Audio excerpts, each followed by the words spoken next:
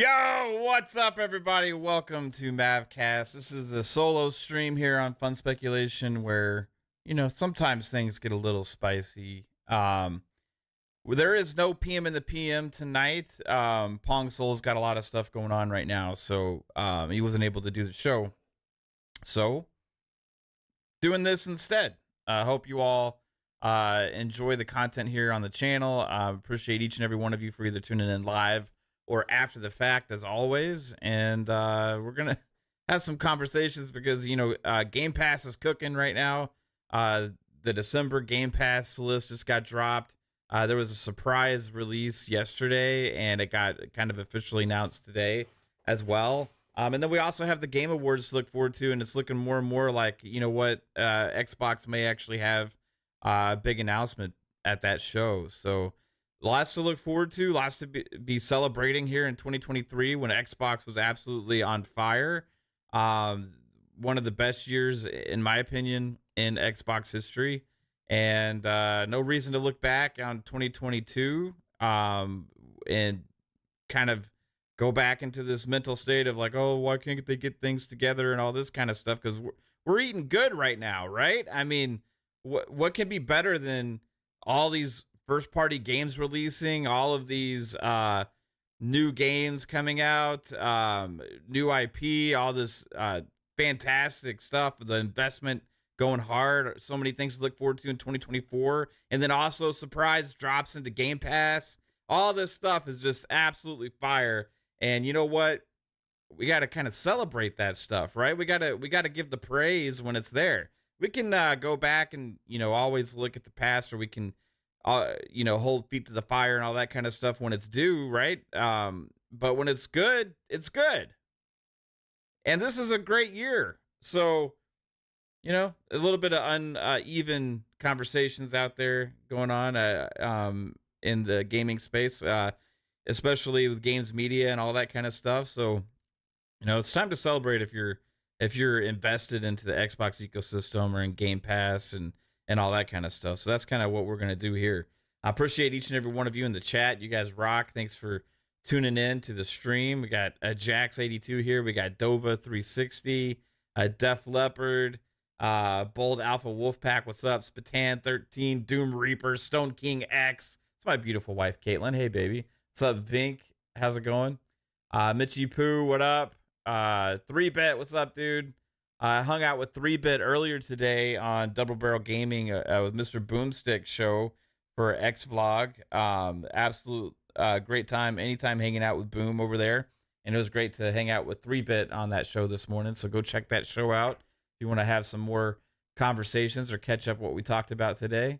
Let's see here. We got Faded Blaze hanging out here as well. J Gaming 1986, Jason Max, Base Digi, Ghost Fixter.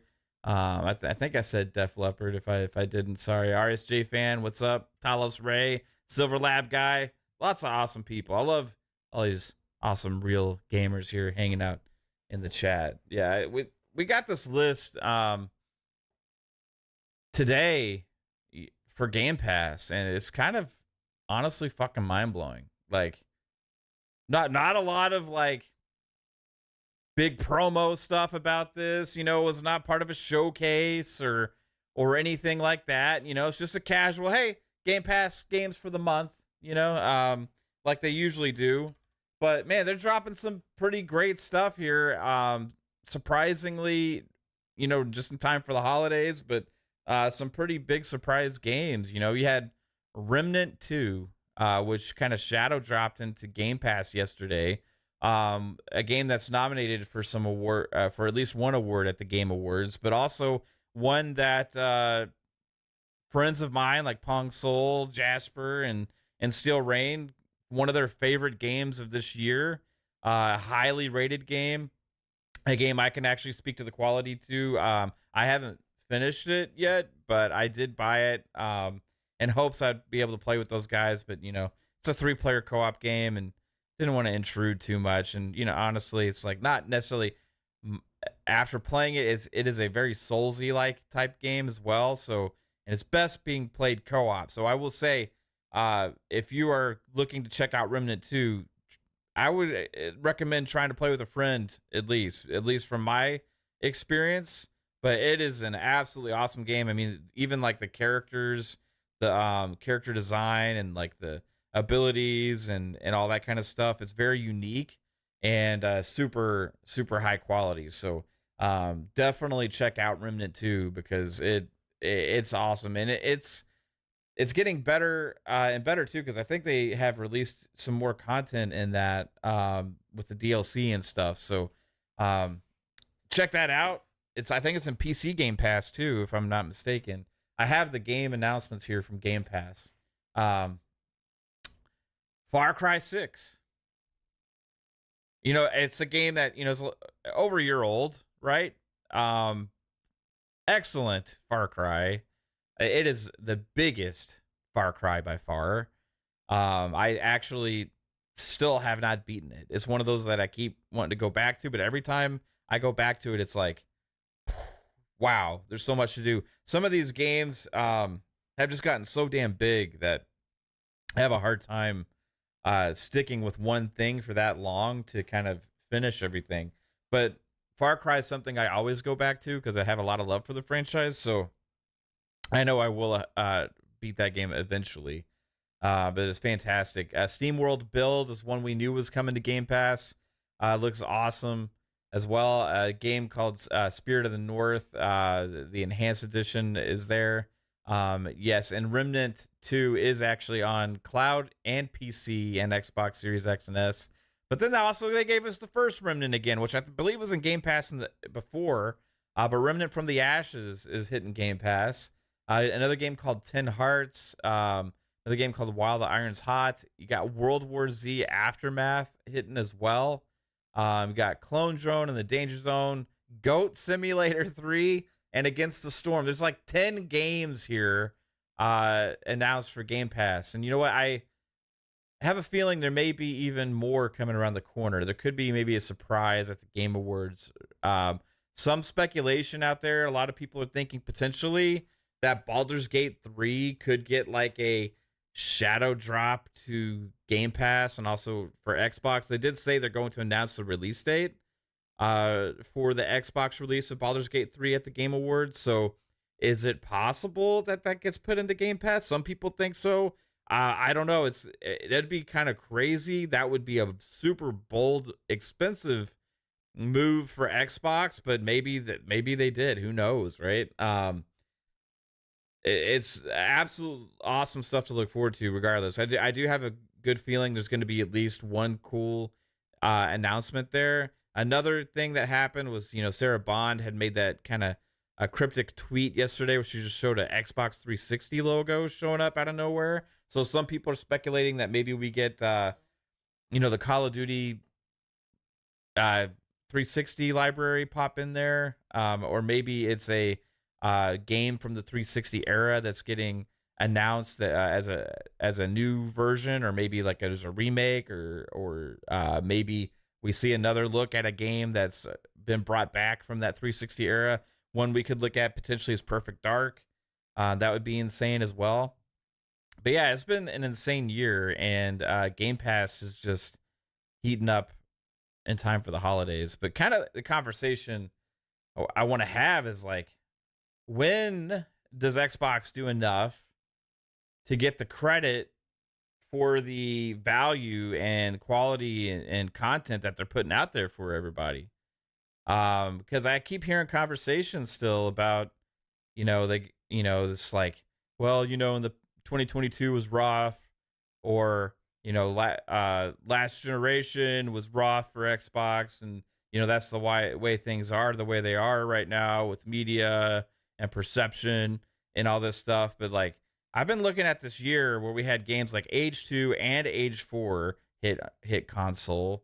We had Hi-Fi Rush Shadow Drop. We had one of the better remasters this year with Quake 2.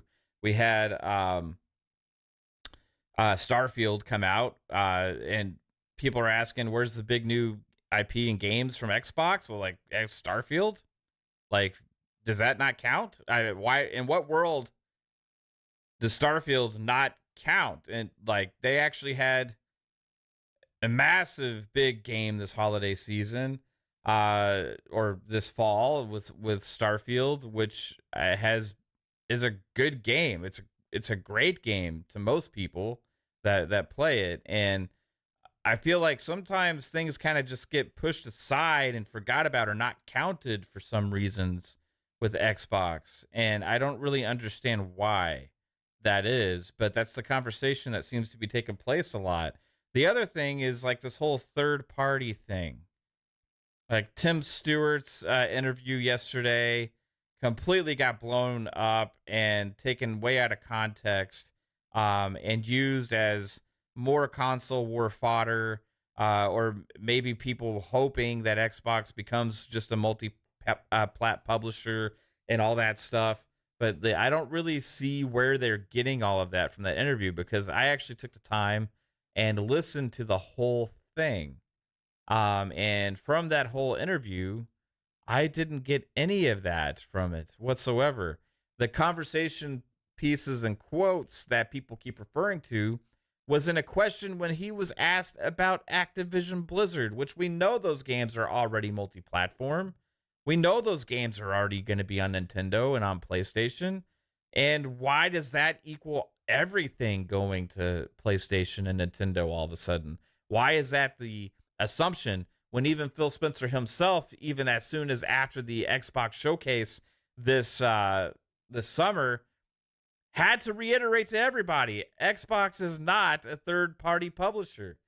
Shout out to 3-Bit, who had actually posted that clip and that quote again, because this is stuff that keeps having to be reiterated for no damn reason, because people absolutely ignore the obvious. And here's that clip.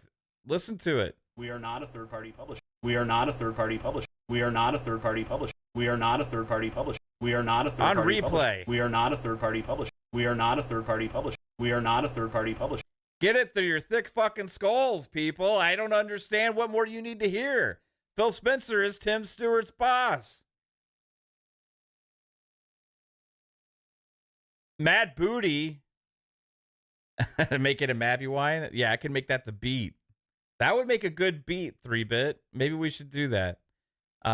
Maybe a Mavy-Wine featuring 3-Bit crossover, you know? Play it again?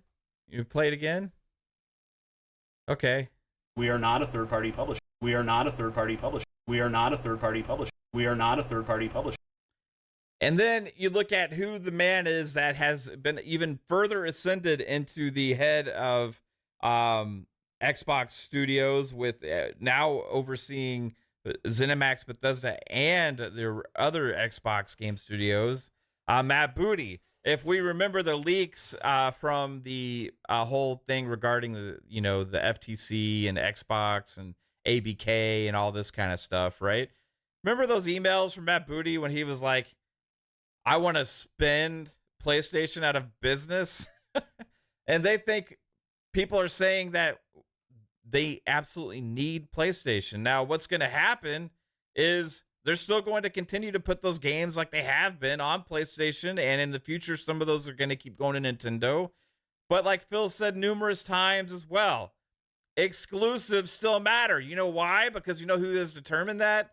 Nintendo and PlayStation. It is their models. And even if in a future down the line where potentially consoles may not even exist, you talk about 15 years from now, whenever that could exist, if it ever does exist, right? Even then, you still have ecosystem exclusives. All you have to do is look at streaming services today. The subscription service model of today with movies and TV shows and all that has exclusive content. Even music streaming services have exclusive content.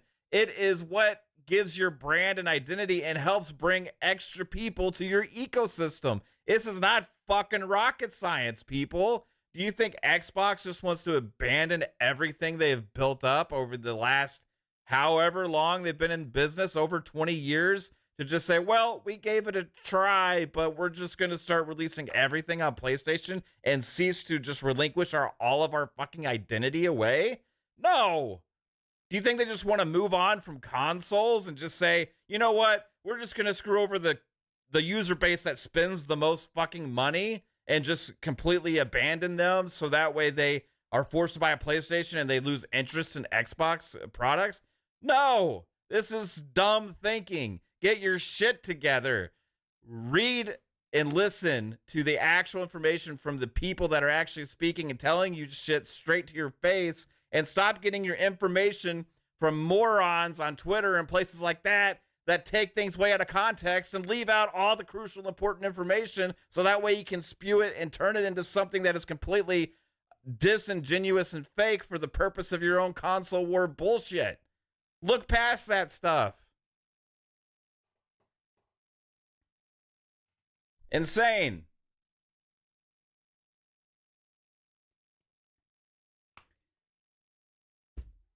And give people credit when credit is due. If a publisher or a platform holder has a great game or is doing something good, you don't have to pussy out and say, well, you know, we have to be extra critical about this just because we got to hold their fucking feet to the fire. You don't hold feet to the fucking fire for the sake of it. You praise the good, you shit on the bad. You look at it, you see what's good, what's bad. You want to praise the good. You know why? Because if you praise the good, you might actually get more good shit. If you shit on the good, you may not get it anymore because they think you don't like it. Be fucking smart about this, people.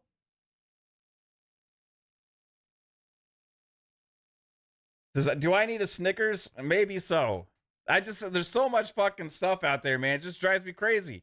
Like when great games come out, people just go extra negative for no damn reason, but for the sake of being, for the sake of being critical, right?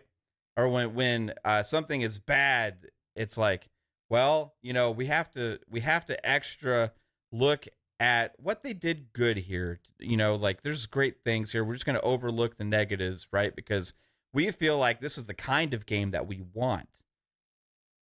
If the shit's bad, it's bad. If it's good, it's good, right? I mean, everybody has a different preference or kind of feeling about what they play, and everybody's going to speak their mind on it. But too often, it seems like some people in the media and some even in the community will take it upon themselves to kind of try and even kill things, right? Like, we're going to try and remain as balanced as possible for the sake of an audience or for the sake of attracting clicks or attention or for whatever reason. We can all look back and realize the things that when you need to be critical, right? We were critical in 2022 of Xbox. I was critical of the Game Awards last year when I felt like that kind of sucked watching that show, and I feel like Xbox wasn't there, you know, like especially after the year that they had, right? I was critical of Redfall when it released because I felt like that shouldn't have released in the state that it was, right? But when they do shit that's good, you kind of, if you paint it all with a negative brush for the sake of the stuff that's happened in the past, how is anybody going to fucking tell when they're doing good? It just doesn't make any damn sense to me. It's just illogical thinking to say things in the past have affected your perception of what you're playing today and with the conversation that you need to have today over what you're playing to kind of discredit things that are there. Like, what's the point of that? Like, don't we want to celebrate the good things, you know? And games media is a big part of that, but there's also a large part of the community in gaming that has this kind of mentalities too. Like, you know, you always got to hold their feet to the fire. You always got to ask for better. But it's like, how do you, when you see stuff like we're getting and that is in development and that we know is in the works and we know what they keep telling us about the timeline of releases and then the IPs that they're working on, and then we see the amount of stuff that you got and it's all in service like Game Pass day one, how do you not go back and give that praise? You know what I mean? How do you not look at this and be like, you know what? That's a really fucking good deal. You know what? That's actually a really killer year for Xbox. You know what? Like, are they not getting enough credit for this? Why isn't PlayStation or Nintendo, even for that matter, held to the same kind of standards? You know? Well, it's like, It's just goodwill. They've earned goodwill. So, people give them a pass, right? There was one comment today somebody made on Boom Show in the chat, and they had said, with the Xbox, it's quality over it's quality, not quantity, not quality. On PlayStation, it's quality, not quantity, and that was their excuse for PlayStation having one big release this year, right? But my argument to that was like, what is your definition of quality, right? Like, because if your definition of quality is like some kind of a bug-free, optimized experience, well, that's not what Spider-Man was. That launched with plenty of bugs, much like a lot of games do these days. Maybe not as many as like a game like Jedi Survivor, which somehow got a free pass with the game's media and stuff like that as well. But like, what is the definition of quality in that sense? What is a quality game? Like, and I don't think a lot of people that use that to the argument actually know where their stance is on it. I think it's just what they prefer. And a preference is not a quality metric. It's just a fucking preference. Like, I can look at a game like Starfield and I can see the level of ambition and amount of content in that game where there's so many different things to do that's never really been done for in gaming, and pushing, for me, a genre forward to be something that is way bigger than it's ever been before, giving people millions of things to do if you decide to play that way.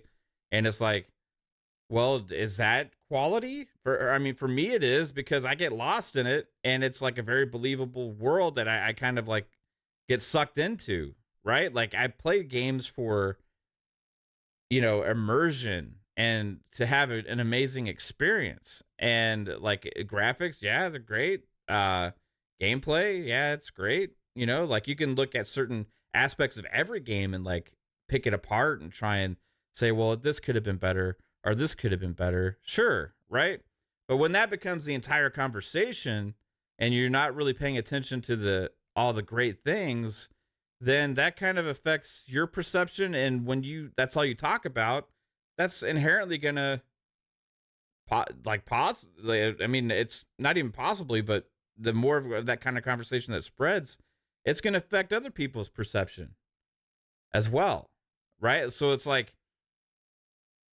this whole thing about quality is just it's an irrational, like, non-reality based conversation point. Because at the end of the day, like, the quality is always going to be up to the person that's playing the game. Like, for me, I think Forza Motorsport is great quality, right? Because it has the best on-track racing I've ever played. Starfield has great quality because it's like the most immersive, like, sci-fi RPG. It's like the most Bethesda game I've ever fucking played. And for me, it's like, that's what I wanted. That's what I was looking for, For me, like, a game like Hi-Fi Rush is super high quality, right? I'll say, yeah, Spider-Man 2, even with bugs, is high quality. But like, you can't just say because it's a certain kind of game, that is what is that metric. You know what I mean? Like, it's more than that. It's about the preference of what you're experiencing. And when people paint too many things of like a specific type of game is what determines quality, then we've lost the plot as gamers.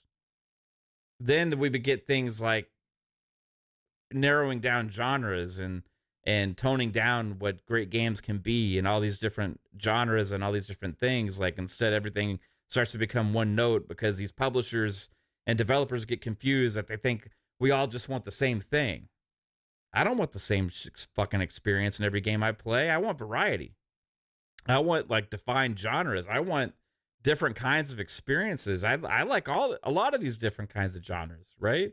So how are they supposed to determine what we like when we don't even fucking know what we like, right? And like, if you go out there and people only praise Souls games or like action adventure third person story based cinematic games, then how are they supposed to determine what we're interested in? If you know what I mean? It's like, that's not all we want to fucking play. Like, that's not all I want to play. I like those kind of games, you know, but like they've kind of created this narrative to where that's like the only thing that fucking matters. And that's what I'm against. You know, like I praise the variety. And when people say like, Game Pass doesn't have like quality, or they have like, you know, they have fodder, or they have, like a bunch of AA stuff, or like shit. I look at a lot of these games, I consider them like big AAA games. It's like, it's about the amount of content and experiences that you get out of them. Like I can play a game like Age of Empires 4 for hundreds of hours, but I can play Final Fantasy 16 maybe for like 30, right? You may be done with it at that point. And what kind of quality are you getting based on the experience that you're playing? Like a game like Age, you can get as much experience and playtime as you want, and it's super high quality for that genre. You know what I mean? Like, so it's a very confusing conversation that a lot of people roll in there. Like, what has Xbox released? What have they done? Well, shit, they've done a lot for me. I'm really fucking happy. I mean, we got 2 RTSs from the Age franchise in Game Pass on console this year. You got a different kind of game with Hi-Fi Rush dropped. You got Starfield, which is like just fucking huge. And you got the best on-track racer that I've ever played as well. So yeah, I'm super fucking happy about that. And I think that sometimes those conversations get lost for the sake of nothing. Right? It's insane. So I think it's worthy of celebrating and talking the praises when things are this good. I mean, they really are. Like 2023 was nuts, but the thing is, like, it ain't over. 2024 looks fucking amazing too. So today there was news that came out about certain games getting rated in Australia, ones that we wouldn't necessarily expect yet. I don't really understand 100% how those rating systems work. It was kind of explained to me a little bit this morning, but again, the Clockwork Revolution was already rated in Australia. Does that seem early to y'all, or is it possible that could be like the holiday 2024 game? Absolutely could be. Thanks everybody for being here. You guys all rock. So we got Doom Reaper hanging out. See Jasper. What's up, Jasper? The Black John, Z Black Rider, Sappho, Cypher Type, Amit Kumar. What's up? How you doing? I already shouted at some of you out earlier. Magnum Westward. What's up? What's up, Nate Dog? Captain Destruction. How's it going? Dylan Strongest, Death Lord, what's up, bro? Steel Rain, what's up? What's up, Steel? It says Bethesda's at the top for devs who make almost the entire game accessible. Yeah, and that's not to count all the tools that they give as well for like mods and stuff like that. Like people don't understand, like Starfield is a game that's going to be played for like a decade, and it is only going to keep getting better and talked about. And like a decade from now, a lot of those people that were like, it was kind of mid, it was kind of missing the stuff, are going to look back at like astonished that they had those takes when Starfield launched. I guarantee you, they'll be like, maybe I missed the boat on that one. Maybe it was actually a way more like impactful game than I realized. Jasper's talking about you've been playing Age for 20 years. Yeah. Not on console, Jasper. Not on console. Yeah, I've played Age before too, but I've been more of a Command and Conquer gamer, but I love RTS on console. I absolutely love RTS on console. I know some people I've always tried to say, you don't need to do that. You don't need to put RTSs on console. The best way to play RTS is on PC. I get it, but I want to fucking play them on console. 3-bit says Izzy is asking what Game Pass games should she get as a newer gamer. She so far likes Hogwarts and Lake. Oh, 3-bit, speaking of Lake, something I just discovered. I saw today looking through the store that Lake on the 15th had a DLC. It's $10, and it's called Season's Greetings. My wife loves Lake also, so I immediately texted her and told her about it. So it's like a prequel that follows the dad. It's a great like chill, casual game. Um, but yeah, there's a DLC, bro. So if she likes Lake like Kate did, tell her about that DLC. It's called, like I said, it's called Season's Greetings, and it's $10. I don't know how much content there is in it, but it's like Christmas time, and I think you're delivering like Christmas packages and shit like that. I don't know for sure everything that's in it, but I thought that was pretty cool. But other games in Game Pass, like I see, it's hard to say. Like you said, she likes Hogwarts, but I'm assuming she's a Harry Potter fan, and she also likes Lake. So that's two extremely different kind of experiences, but both of them are based around storytelling first. So I would say As Dusk Falls, have her play As Dusk Falls. She might really like that because it's a very narrative based experience that at first when As Dusk Falls, which was a game that came out last year, was coming out and marketed, I was getting sick of seeing it. I didn't really like the animation style behind it. I thought it was just going to be kind of boring and stuff, but I got super sucked into it. I thought it was absolutely awesome after I played it. Yeah, so yeah, Telltale Games, good. I don't know what all, like, I'd have to look at the whole Game Pass lineup, but even just like this lineup, is pretty damn awesome. I would say Remnant 2 is not like those other games, so maybe don't suggest that one for her, right? But another thing that's like, there's a lot of like these casual, um, like farming type games and stuff, and it's like in Lake, it's a real casual, laid back experience. So maybe one of those kind of games too. I know there was one that came out like a couple weeks ago. Another one that's really narrative based is Spiritfarer. I think that could be in Game Pass still. I'm not 100% on that. You might want to have her check that one out. Nate Dogg said, excited to see Starfield's DLC, but the base game was pretty boring. It's just up to you. Like, if you didn't like it, you didn't like it. You know what I mean? But, if you put in a lot of hours into it and stuff, then hard to believe how boring the experience was.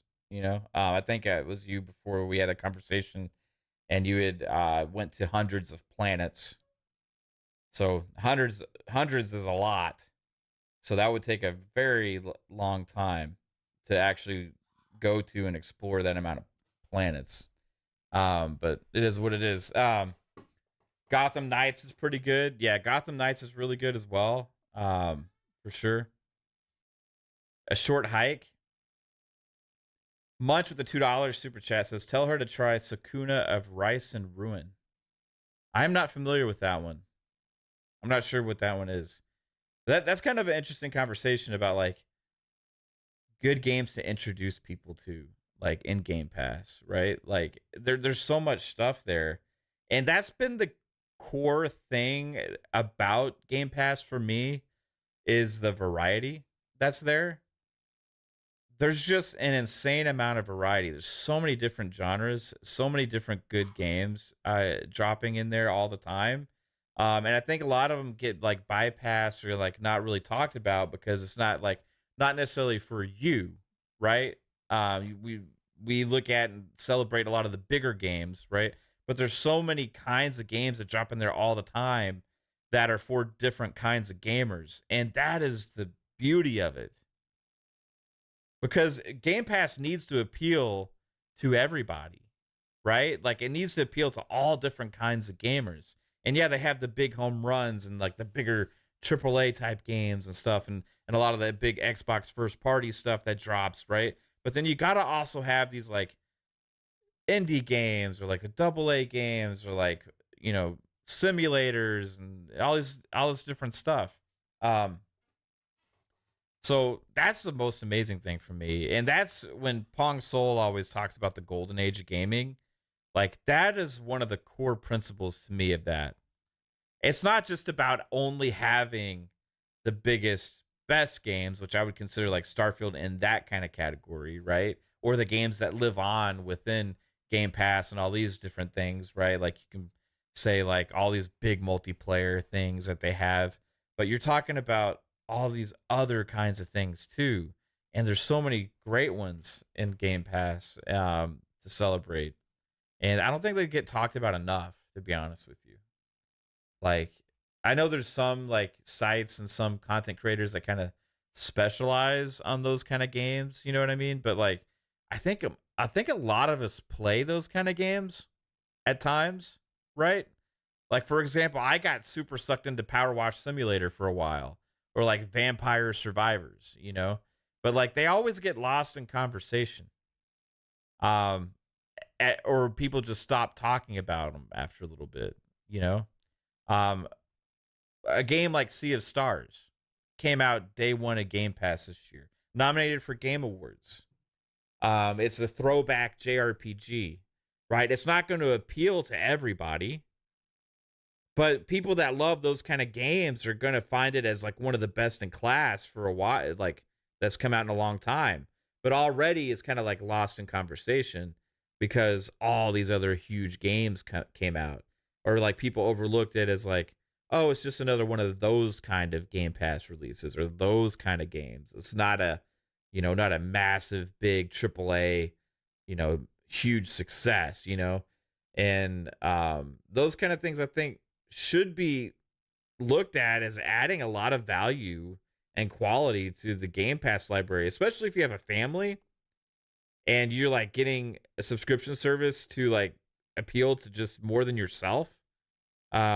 Like Lake, like my wife loves, she played it there. Um, but you also have lots of other kinds of games that she likes to play on there too. Like she's plays the shit out of Starfield. So I find a lot of value there that doesn't really get talked about a lot.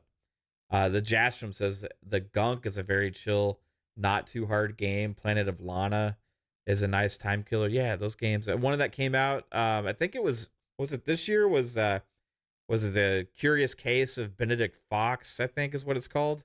And that was one that got a lot of praise. As well. Then Cocoon is another one like that. Just like when people play them, they like love these games, and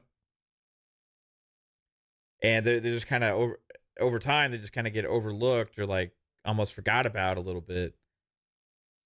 Ravenlock was great also. Yeah, what is y'all's like favorite like Game Pass game that's overlooked? That's a good question. Like, what do y'all feel like is been too overlooked for you for Game Pass? Like a game that you just fucking loved. War Tales, Tom. I just started playing that on PC. PC Game Pass. Awesome, absolutely awesome. Chorus was that game got overlooked too much. I know. I played some of Chorus. It was good from what I played. I know Pong had like praised it like crazy. Moon Scars, Slime Rancher. My daughter loves Slime Rancher. Titanfall 1 when it was still available in the store. Yeah. Titanfall.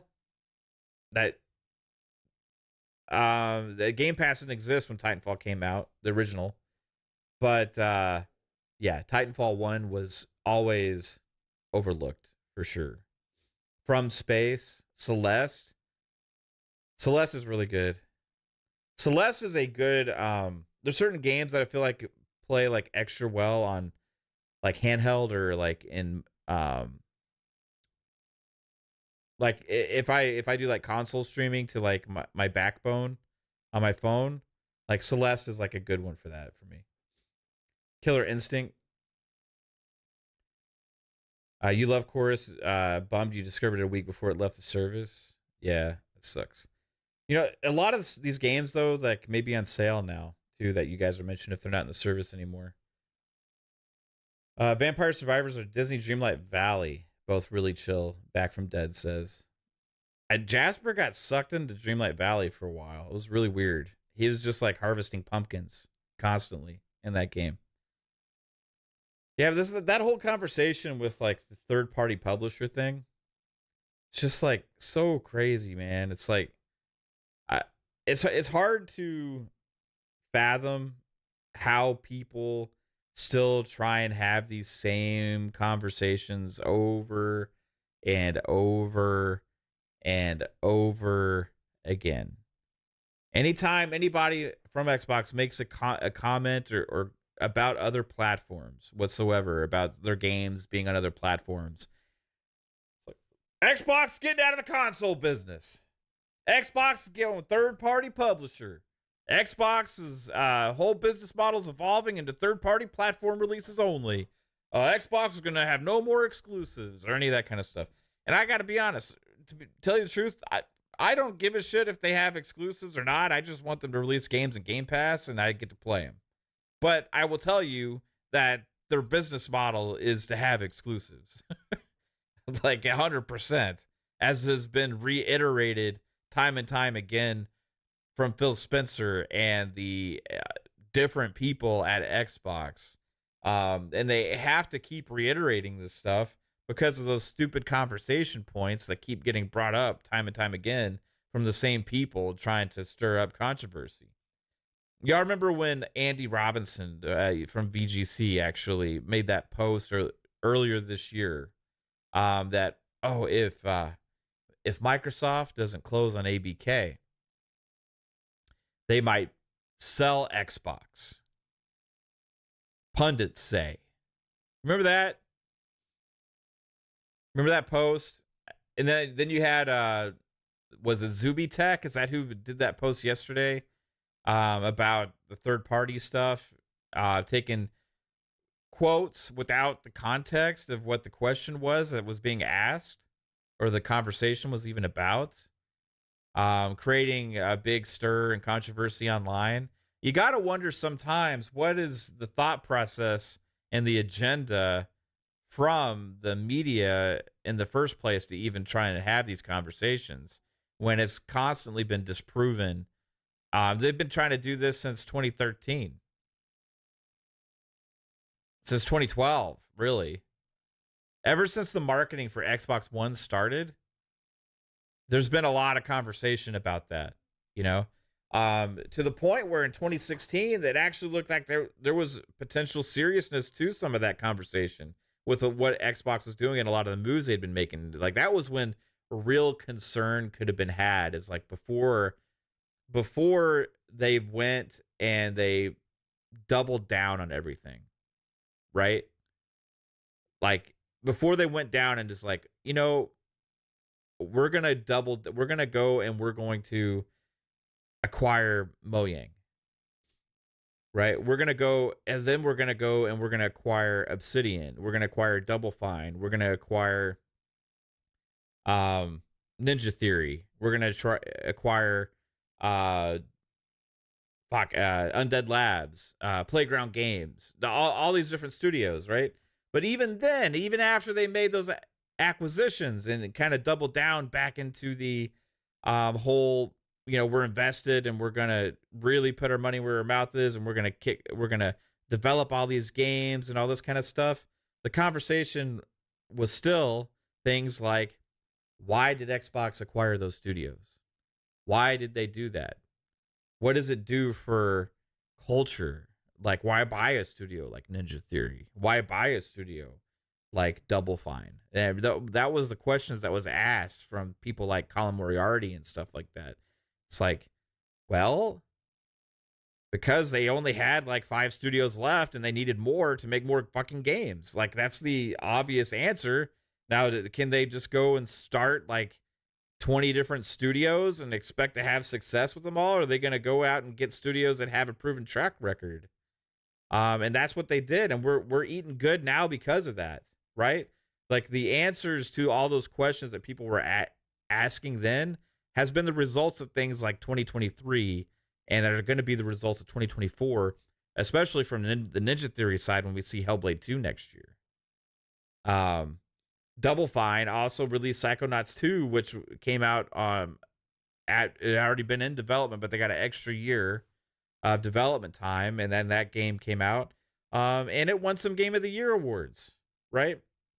And the conversations that keep happening about Xbox and like, well, you know, they're in the position because of what's happened and stuff.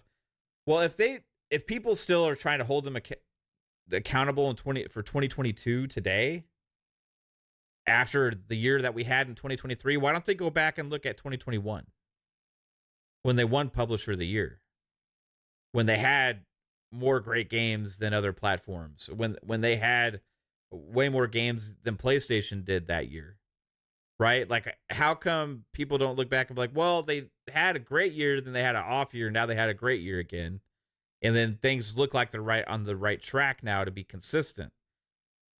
You know, instead, the conversation goes to like, well, you know, they still have to prove, or they still have to do this. Well, fuck, they've proved it this year to me. Munch with the $5 super chat says, if you were to bring back a game to be remade, what game would you bring back? Mine would be Soul Reaver, Dino Crisis, and Parasite Eve. Man, every time somebody asks me this question, my answer changes because there's so many games I want to see come back. Are we talking? I guess according to the list you had, it's not just Xbox games. It's any game. So man, Command and Conquer, 100%. Command and Conquer #1, Lord of the Rings: Battle for Middle Earth #2, Halo Wars #3. So 1, 2, 3. Yeah, so 3 different RTSs. But that is what I want. I want that genre to keep coming back. And those are my 3 favorite franchises from the genre. So that's what I want. Cypher Type 1, actually, yeah. Mav, the Red Alert theme is hype incarnate. Yeah, Red Alert theme is awesome. Command & Conquer Remastered is absolutely amazing on PC. If anybody hasn't played it, give that a go.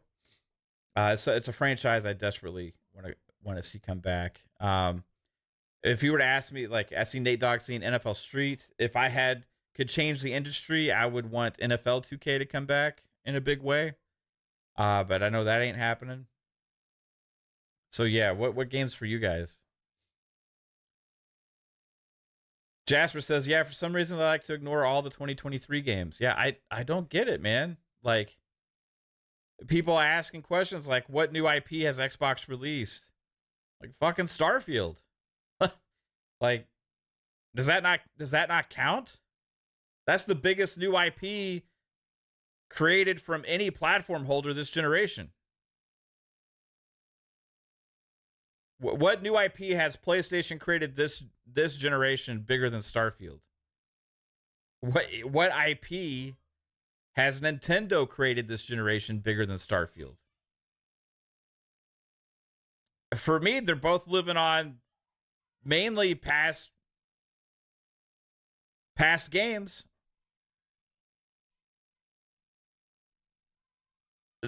I mean, you really look at it. Nintendo, you got Splatoon, Pikmin, Mario, Zelda, Metroid Prime. Metroid came out earlier. Not Metroid. Was it Metroid M? I forget the exact name of it. You have a lot of different names there that have been within Nintendo since last gen at least. You know, I think the newest IP was Splatoon, which had come out on the Wii U, right? Other M. Thanks, Jesse. Spider-Man is not a new IP for PlayStation. Last of Us is not a new IP for PlayStation. Horizon is not a new IP for PlayStation. Returnal was, right? You could look at some of the Square deals they made, like Forspoken was a new IP, but that was Square Enix, right? That was just a deal with Square Enix. And was Forspoken published by PlayStation or was it published by Square? Does PlayStation own that IP? And even so, like, are we going to count that as a success? I understand that some people like it, you know, but for me, that's not really a big new IP, you know. But yeah, it's Square. It's published by Square. Yeah, so that's a Square game. Death Stranding was last gen. Forspoken launched in a Windows Store. Yeah, so it's just a console exclusive that was paid for, money hatted by PlayStation, right? Yeah, I mean, Returnal. I mean, we want to say Destruction All Stars, but people go and they talk about what new IP has Xbox created this generation. It's like, well, they have Grounded, Pentiment, As Dusk Falls, um, Starfield, Redfall. And there's several now. Some of them are smaller games, right? Some of them are bigger. Hi-Fi Rush, new IP, Ghostwire Tokyo, Deathloop, both released this generation, owned by Xbox at the time of release. So I would say they have a lot of new IP this generation, you know. So, but again, it's like they get overlooked. Like the credit's not there. Kena, was that a first party game? I don't think Kena was a first party game, was it? It's just an exclusive. Here's the thing with PlayStation 2, right? Is because of their way they do their business and they're like paying for exclusives, a lot of times these games get associated so much that they think PlayStation makes them, right? Or they think that PlayStation owns them. From what I remember, Kena was a possibility that it could end up going to other platforms at one point. Whether it does or not remains to be seen. Like, for example, if you look at it on the Xbox side, we know that Stalker is a timed exclusive for Xbox, right? When it releases Stalker 2. And it's heavily associated with Xbox, but like Xbox ain't making that game. You know, it's a deal with them. Like, what was the High on Life, right? That's not like owned by Xbox or published by Xbox. That was a like just an exclusivity like Game Pass deal. But sometimes like PlayStation, like these games like a Final Fantasy 16 or Final Fantasy 7 or whatever gets associated as like PlayStation first party, and they're not, right? That's the equivalent of like what Xbox did back in the day with Tomb Raider on into the 360 and going into the Xbox One generation. Like, but they were criticized for that. If y'all remember, when Xbox got the exclusivity rights to Tomb Raider, they were criticized for it for removing it away from other platforms. But a lot of those games that come out on PlayStation, like they get like praise. It's like, oh, look at this awesome lineup. You know, look at this awesome lineup for PlayStation. You know, the first party is doing so great. It's not the first party. Like first party have only had one big release this year. You could also say maybe MLB The Show, but that's releasing multi-plat, and that comes into the Game Pass day one now as well. So it's like it's hard to give a lot of praise for platform lineup on a platform where the value is worse. Yeah, they're doing that for 2024 now. Alvin talked about Final Fantasy VII Remake 2. So the first party games that PlayStation has for 2024 are supposed to be, right, Helldivers 2. They have, which they own the IP. That's why I'm counting that, right? I understand that they don't own the studio. Or maybe they did buy them eventually. I'm not sure. But Helldivers 2, they have Rise of the Ronin is right now supposed to be 2024. Although we've only seen that game once. I'm hoping we see it at the Game Awards again. Stellar Blade. They now own the rights to that. They made a partnership deal with the studio, but they're publishing that game. And Concord. And then maybe Death Stranding 2.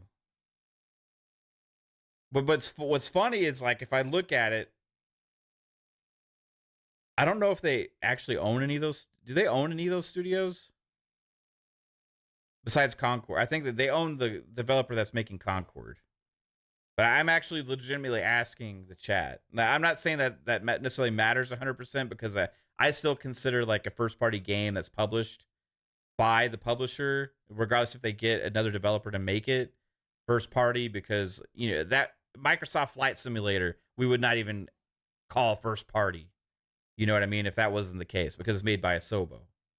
But yeah, I think the only one that actually they own is the developer that makes Concord, which is interesting, right? Like, it just shows about their reliance on going out there trying to get these teams and stuff to fill in their pipeline. You know what I mean? Like, and a lot of these are not highly anticipated games, but there's not a lot of conversation about that for PlayStation. Like, back when Xbox was releasing a lot of these, like, AA or smaller titles and stuff, there was conversation about, well, you know, they have games, but they just don't have the games, right?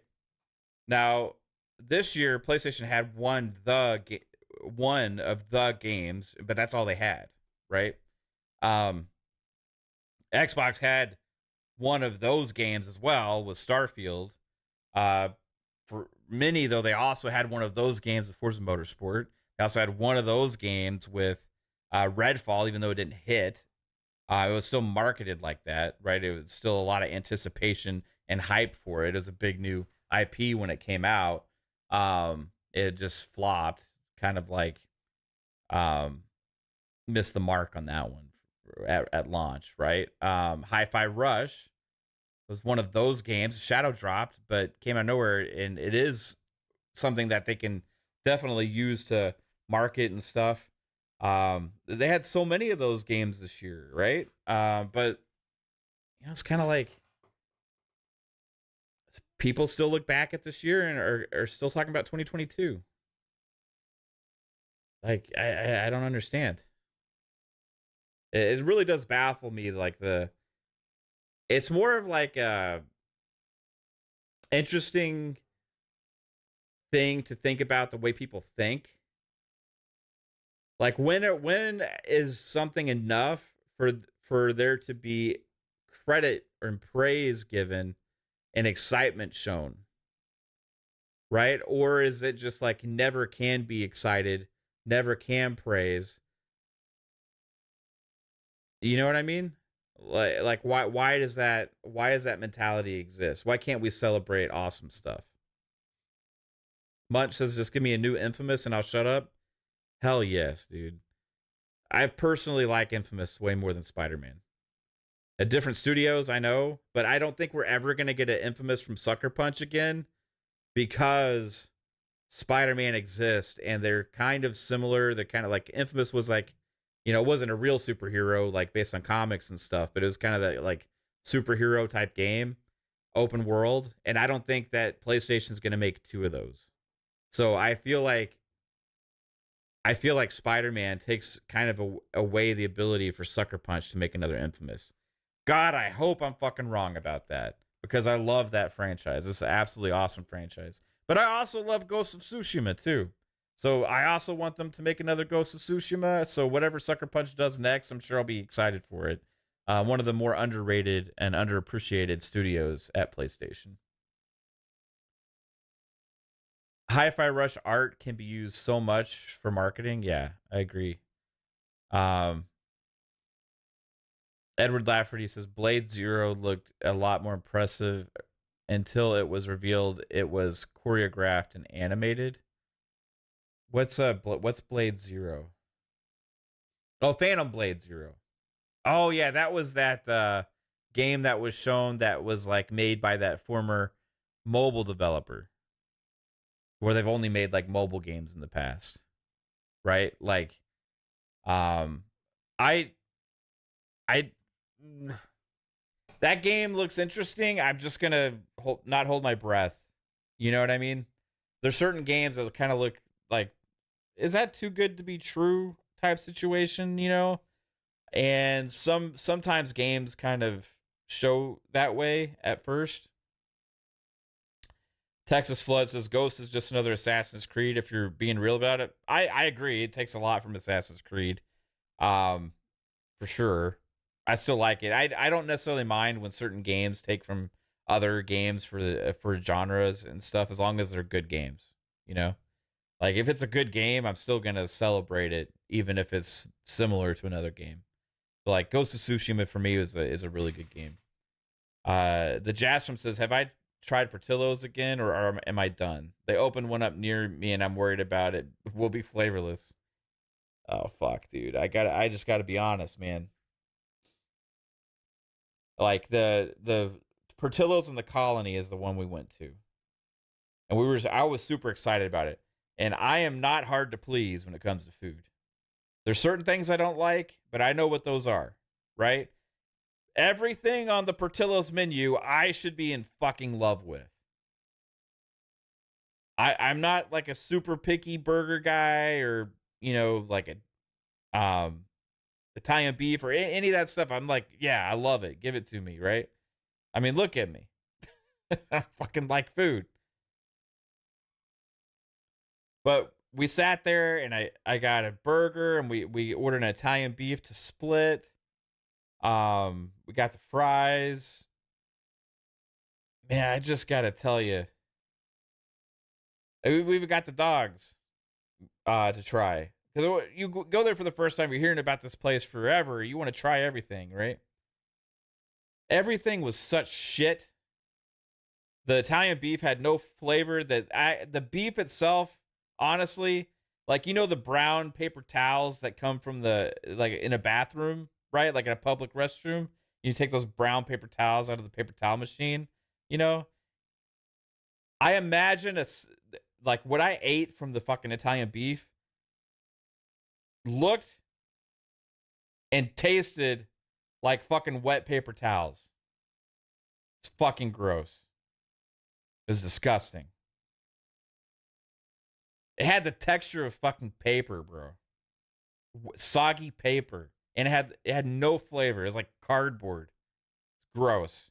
The burger, one of the worst fucking burgers I've ever had before in my life. And I'm not hard to please with burgers. There's like the 10,000 other burger places in Dallas-Fort Worth I'd ever go to again before attempting to eat in that piece of shit burger from Portillo's. The hot dog. If you like putting meat that just disintegrates in your mouth when it should hold some kind of solid form and have some kind of a snap to it, like a hot dog should, go for it. But it also had no fucking flavor. It was gross. The fries. The fries were like fucking cardboard. And even the cheese dip tasted fucking nasty. Oh, God. Portillo's. I don't understand. I don't understand why anybody ever likes that place. The only thing I could think of is that they're getting their ingredients from somewhere else at the local Texas chains. Because I can't imagine that place has been a success all this time serving that shit food. Anyway, that's just my take. If you like Portillo's, you do you. And if you're from Chicago and you love Portillo's, you know, I bet your Portillo's is way better than that shit I ate. It's gross. Don't do it. I don't understand it. The atmosphere was great. People were nice. I can say that. Great service.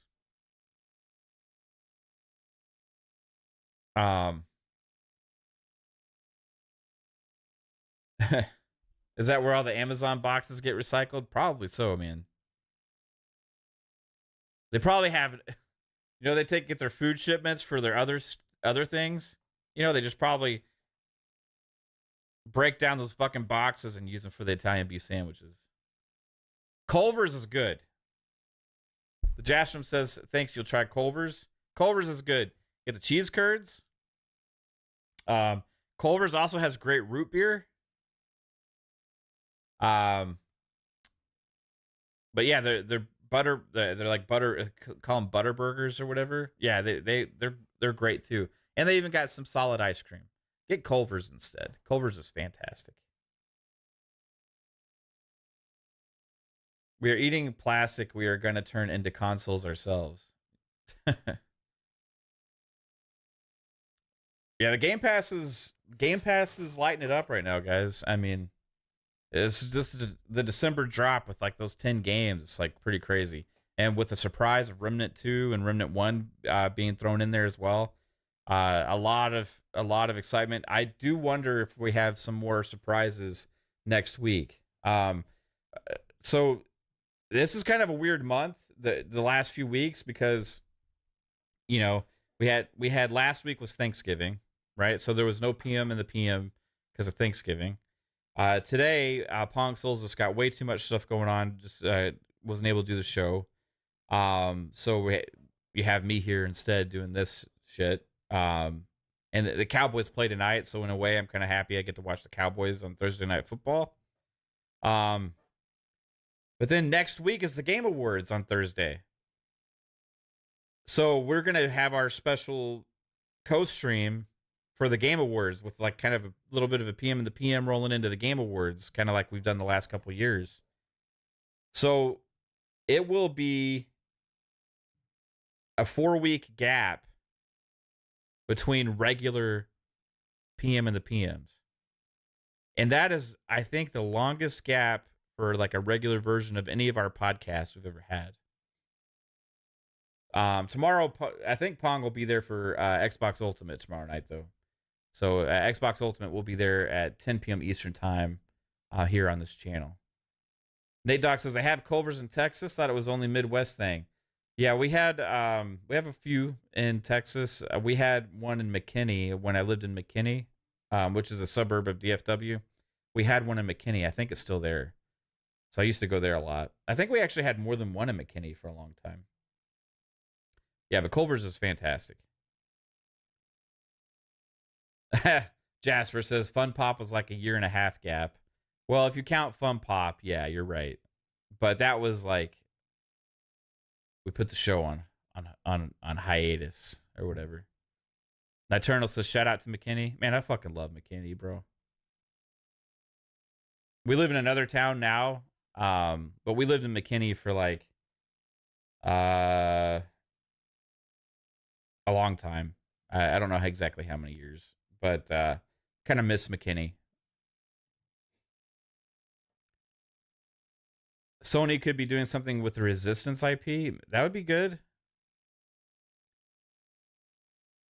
Maybe Cowboys do something this year. Your team is done. God, I hope so, man. You know, we had the glory days of the 90s when I was growing up, but it's been rough. Tom says, I remember when McKinney was like 110,000 degrees. Yeah, that was, I think that was Pete Delkus, a local weatherman, went viral on social media because there was a glitch on the radar or the screen that they use, you know, to do the weather. And it said like 100,000 something degrees. So he just said, everybody in McKinney is dead. Fucking great. Let's catch up in the chat. Xbox needs to keep doing surprise drops. I think so too. I think that might help with some of the media stuff as well. But I think also like the surprise drops like add another level of excitement and like hype. Like, holy shit, you know, it's amazing. Whether it's a Game Pass drop or it's like a first party thing. Like there was 3 last year. You had Age 4 at Gamescom. You had Quake 2 Remaster at QuakeCon. And you had Hi-Fi Rush at the Dev Direct. I think we're going to get more things because I think they see that works pretty well for them. The question is, what's the next thing we get? What's the big next surprise, right? Are they going to do a surprise drop of any kind at the Game Awards? Is Baldur's Gate 3 going to be like, it's on Xbox now and it's in Game Pass, right? Or is there going to be like some other cool announcements coming. Does the ratings from Australia for these games mean anything? I think it was Clockwork Revolution. Jasper, help me out if I get it wrong. I think it was Clockwork Revolution, Avowed, and Hellblade 2. Was that right? 3-Bit says Fallout 76 has had a ton of updates since it came out. Much better experience. Yeah. Tom says I'm really enjoying Fallout 76 now. Yeah, it's so much content, dude. Like, it's a way to do those live service games. If you flop out the gates, or if you screw up, don't fold, don't tuck your tail and kill it and move away from it. Double down and stand behind what your vision is and keep putting out shit for it. And eventually you can turn those games into a success. Like they've done that with Fallout 76. Bethesda said it's a big financial success for them now. But they consider Fallout 76 a big success. Tons of people play it. Tons of people play Elder Scrolls Online. You see that kind of with Microsoft. A lot of this stuff they do with their live service games. They keep adding to it. Don't just give up on it. And like these games kind of start to take off and have this ecosystem of their own. Munch with the $5 says, do you think Google is going to make a comeback in the gaming industry after the failure of Stadia? That's a good question. Real quick, Jasper, I was asking what games were rated from Australia that came out. I know one was Clockwork Revolution, and I think one was Hellblade 2, but I don't remember what the other one was. It might have been Avowed. I'm not sure. But to go back to your question, Munch, about Google being done in gaming. In a way, there already aren't, because they make so much money from the revenue of the Play Store. They are heavily like in one of the top earners in gaming, just from that aspect alone, right? But more directly, I feel like what they've done is kind of taken a little bit of a back seat right now and let the industry continue to take shape and like let a lot of this consolidation kind of happen and stuff like that. And when things become more online focused and less like hardware focused, I think later on Google might make another move, because it's going that way eventually, right? So they can kind of sit there, bide their time, work on their technology and all that kind of stuff. And when they feel like there's more of an established thing out there, right, they can just kind of jump on it. But it's interesting when you look at, like, if you take a look at like the movies and TV shows and stuff, like they did it with YouTube, right? Like YouTube is their YouTube TV. That's like their competitor to like the other big streaming platforms. So I think what they'll do is they'll kind of like find a way to implement one of their great successful things and then kind of have gaming play off of that, right? You can look at what Netflix has done right now, adding gaming to Netflix. So I think that instead of having this whole separate thing, I think Google's just biding their time, and when it makes sense later, they're gonna try and maybe make another play by integrating something, right? So we'll see. I don't think they're giving up on everything yet, but they don't necessarily need to make their own content. They can bring stuff in, and invest in it that way. So we'll see what they do.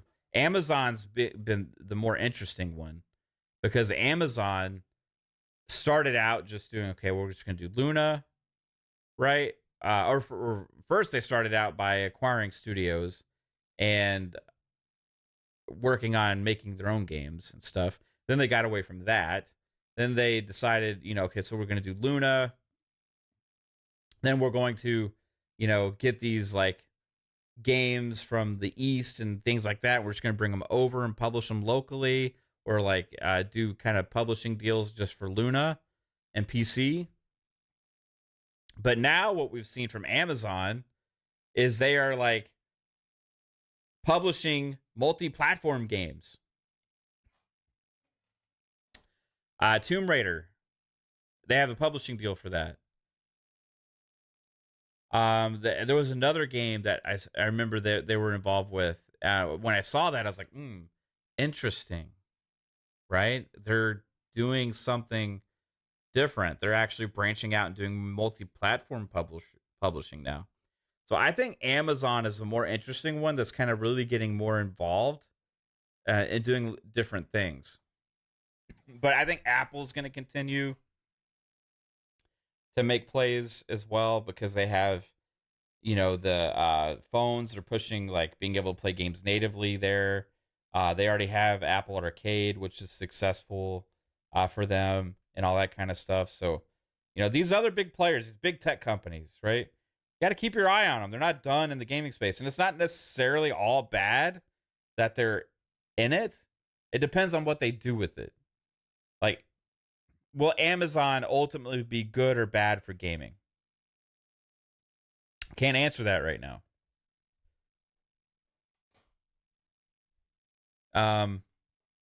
Jasper, I would be most worried about Apple and what they do. Because they're just like, mentality is like, very like closed, right? Very closed. Yeah, Google has Play Pass, which is their game subscription as well, right?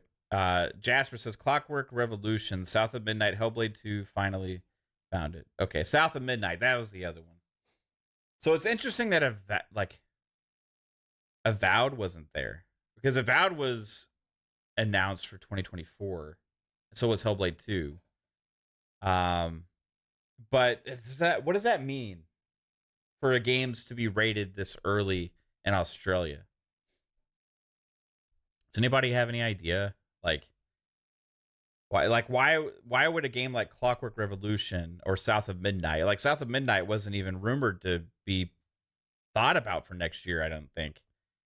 Like, if it's getting a rating already in Australia, like, does that mean a possibility that it could be sooner than we think?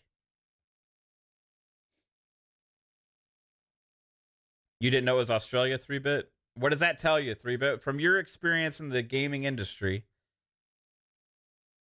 what does that tell you? I don't know how this stuff works. Like, why would they send stuff so early to get rated, to receive ratings? I think South of Midnight was rated like T for teen or something, or G or something like that. I can't remember. But then also the other two were rated like the equivalent of like M for mature. Right, so they're gonna be like mature games. Is it that so they kind of have a beat? But like, how can they be rated when they don't know everything that's in the game yet? Or like, is maybe everything kind of in the game? Like, I don't know. It's like I don't understand how the development of games really works. Also, like I don't know like how things all come together. Jasper says the classification is not official. This is something anyone can make on their website. It doesn't have applicant name, just standard IARC or file number. This, for example, is first Hellblade official classification. Seems like it was debunked. Okay. Yeah, I just found that really interesting. Like, why those games, right? Because it wouldn't really fit with the release cadence that we're expecting. Because we're expecting Aura to be released on PC next year. We're expecting a Flight Sim 2024. We're expecting Towerborn. We're expecting Hellblade 2. We're expecting Avowed potentially, and then maybe something else for the holiday.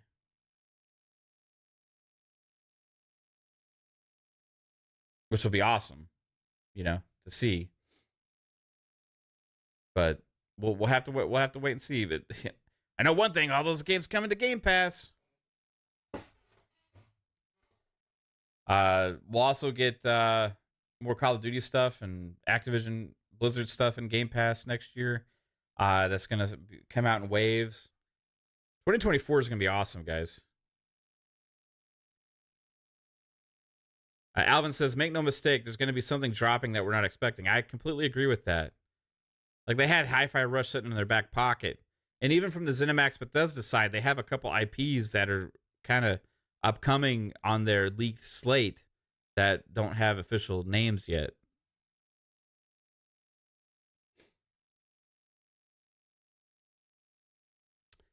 Avowed in late fall, Call of Duty Gulf War in winter.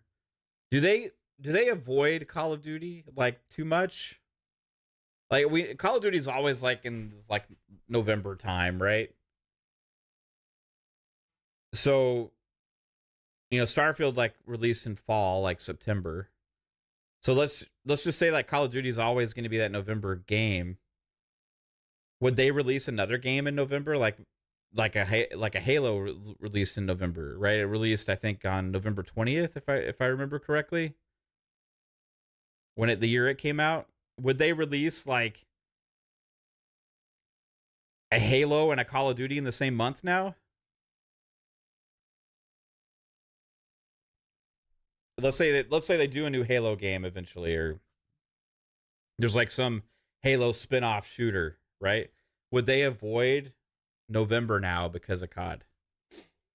Because I mean, they're both their own properties. They don't necessarily want them to compete against each other, right? They can release around COD, but not a Halo, but another game of another genre. Yeah. So would they potentially try and offset years? Imagine this, okay? Like imagine Xbox gets to the place where they have like a cadence.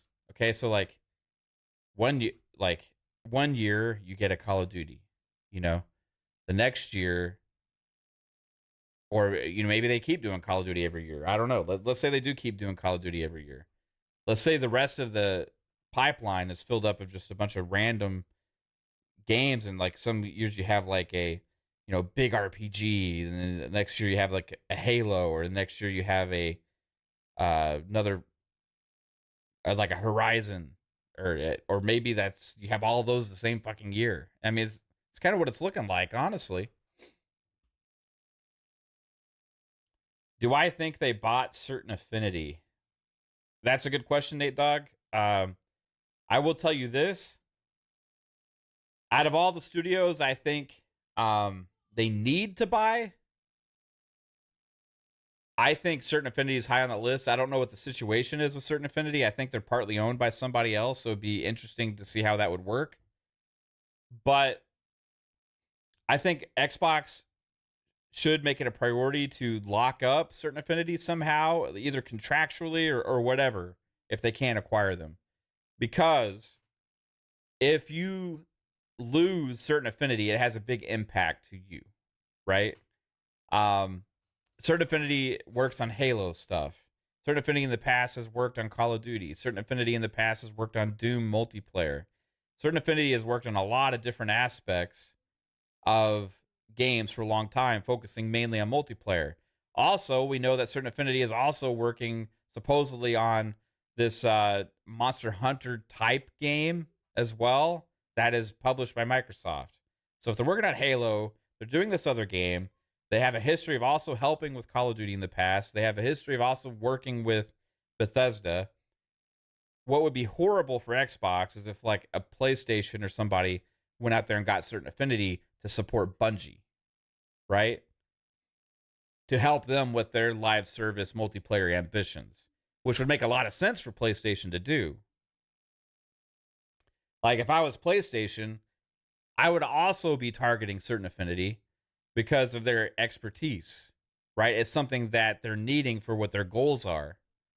So for me, if I'm Xbox, I'm looking at, okay, there's a, like, this is something we need to approach to make sure we get locked down, not because we're not happy with the current situation, but we don't want to lose this situation, right? And there's a potential out there. It's like playing defense a little bit, Sometimes you got to play offense to play defense. And if somebody else would acquire Certain Affinity, like unless it was like some third party company or something like that, then that would be potentially bad for Xbox. 3-Bit says, I don't know when, but at some point, ESRB raters don't have to play the games they rate, but they sometimes authorize playtesters. Okay. Yeah, this was like, I wouldn't even find it hard to believe that some of those games were like fully playable all the way through at this point. You know what I mean? Or like, it's interesting. Matt McDonald Media says, did I see Stalker 2's new trailer with Q1 2024 release date? I did, and that's awesome. Like, another big game coming out 2024. Already looking bright for next year.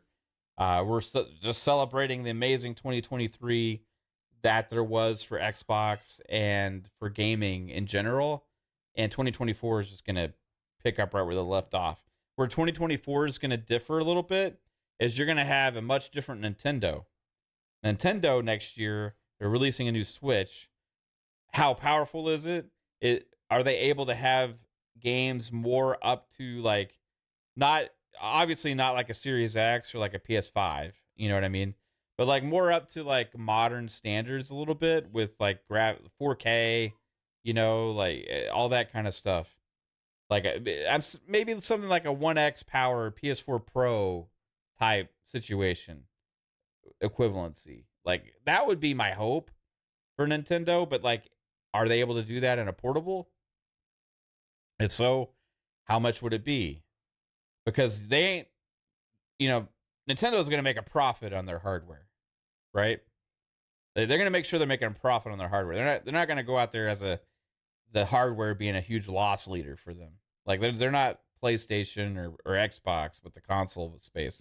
They want to go out there and release something that's like they know they're making money on right away, right? Because they sell so many fucking consoles, and they release a lot of games, but they don't ever go down on the price there. That they're a maximum profit gaming company on everything they do, pretty much. And it's like going to be interesting to see how they evolve.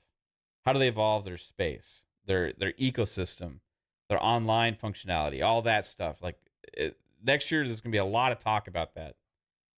Right now, there's not, because we don't know what it is, but there will be a lot of talk about that stuff next year. PlayStation, rumors have been that they're supposed to announce a PS5 Pro. Tom Henderson was right about the Slim. But did they actually go out a year after the Slim announcement and announce a Pro? Maybe. I honestly wouldn't pull it past them. Like, it's kind of hard to believe. But with the other crazy shit they've done, like even releasing the Portal and releasing the VR2 at the price that they did and all that kind of stuff, I wouldn't pull anything past PlayStation at this point. So that will be interesting in 2024 if they do that, and what kind of marketing do they have behind that? What kind of games do they showcase with it? Right, that's going to be the interesting thing. Like, they do have a PS5 Pro.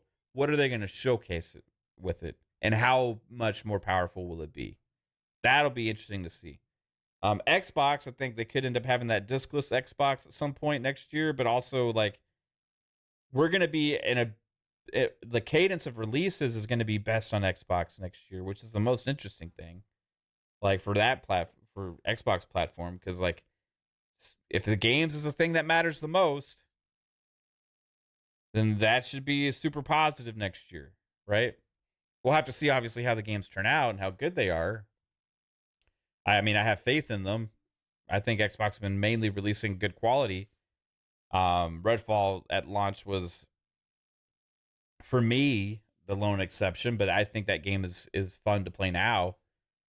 But all the other Xbox games I feel like have been high quality games, right? So there's no reason to believe that next year won't follow that trend of quality and with all those releases.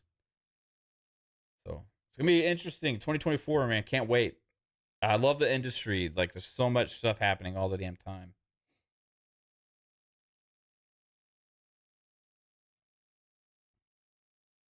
Munch with the $2 says, what do you think of Xbox buying Crystal Dynamics? Much like Certain Affinity, Crystal Dynamics is an important studio for them because they are involved with Perfect Dark. They have been helping the initiative with that. But I want, honestly, if Crystal Dynamics is to get acquired by Xbox, I want it more for Crystal Dynamics than I want it for Xbox. Because I feel like Xbox could just kind of keep doing what they're doing. I think the contract that they have probably locks them up. I 100% don't know what's going on at Embracer Group with those studios. Because I feel like if Embracer Group was to fall apart and crumble, like those would be the last ones to go, right? Crystal Dynamics and Eidos Montreal, unless they're willing to sell them to help salvage everything else, right? So, but they're making the game for Amazon as well, the Tomb Raider. So,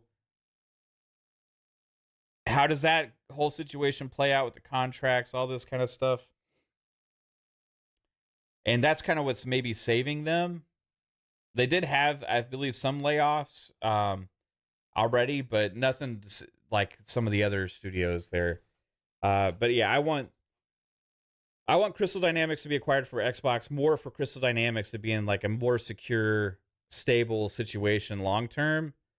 And I think they would be good. I honestly think what would be the best thing is if Daryl Gallagher at the Initiative kind of blew up the Initiative into like a big 3 studio type development house, where it was the Initiative, Crystal Dynamics, the Initiative Eidos Montreal, the Initiative Montreal with Eidos Montreal, and then the core Initiative team, right? That's already there. So I would look at it like that's kind of what I would want to see, but I don't know if that's possible. And the reason I think it'd be a good fit is because Daryl Gallagher already has a history with those studios, as being head of Square, Square Europe at the time, and he was responsible for the Tomb Raider games that were really good. So yeah, it's gonna be interesting to see, but I think Crystal Dynamics would be a good fit. But yeah, again, they're owned right now by Embracer Group, and Embracer Group's crumbling. So that's the bigger question: is like, what's Xbox's next move? Will there be a move in 2024, or will it be too soon after ABK? Remember, Phil Spencer said they're not done. Like he said on, like, is MSNBC or like CNN or whatever, he was being interviewed at one of those stations, and just straight up, he was like, asked about if they're going to be done with acquisitions because of ABK. He said no, like, we're not. Satya Nadella is all in on this stuff, so the market's a little different right now than it had been in the past, so that obviously has an effect.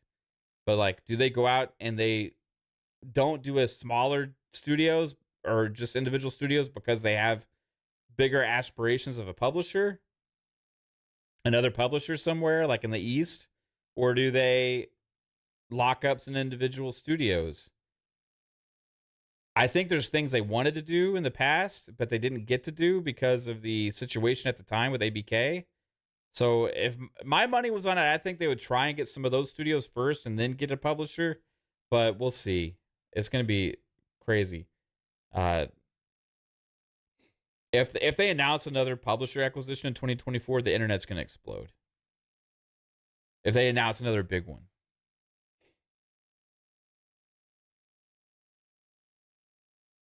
Vertung Mogum says, hello, everyone, and Mr. Mav. What's up, dude? I just realized the display of Metascore for each game on the Xbox app on PC. Is this something new? It didn't get my attention till now. Really? I got to look that up. Chat, let me know. Have y'all seen this before? I'm opening up the Xbox store right now. Where does it say it?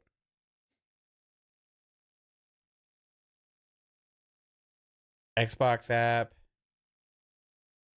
store. Do you have to click on the game?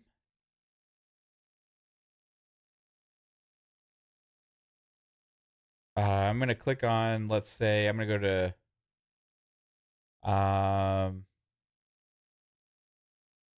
Persona 5 Tactica.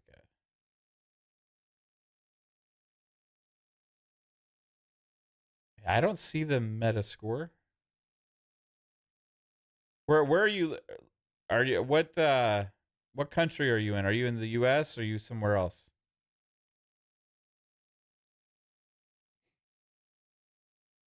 App just updated yesterday. Jasper said you're in Greece. So you see that too, Jasper? That's interesting, man. People say the Metascores don't matter. They're now on the fucking Xbox store. That's crazy, dude. They're gonna Bold Alpha says they're gonna have build up Sega. Let's Bandai Namco is always cooking. Tekken 8 is gonna be crazy good, but on the real, I'd get them for the rights to the Elden Ring sequel alone. Yeah, Bandai Namco though, they're like what Xbox has tended to do is they've tended to acquire studios more when they're down in value because their projection of them is higher, right? I feel like Bandai Namco is at this like super high right now, because of their success the last couple years. And acquiring them now, is that like, is it going to keep ascending? Are they just in a high, in a bundle, right? A high like peak of their bubble right now because of Elden Ring? Are they going to be able to live up to that again? But I think you're right. Elden Ring 2, it's going to be insanely huge whenever that comes out. Jasper just put in my DMs. Thanks, bro. Oh, wow. Really? That's fucking stupid, man. You know what? I understand why they're doing this. I'm going to show this to the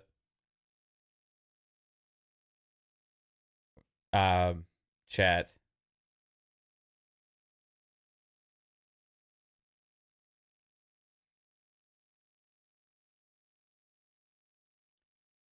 The fuck? Give me a second.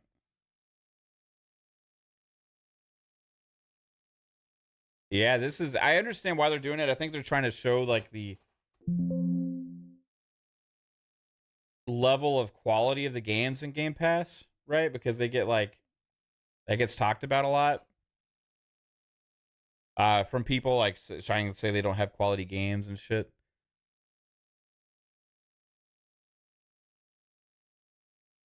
Yeah, so check this out.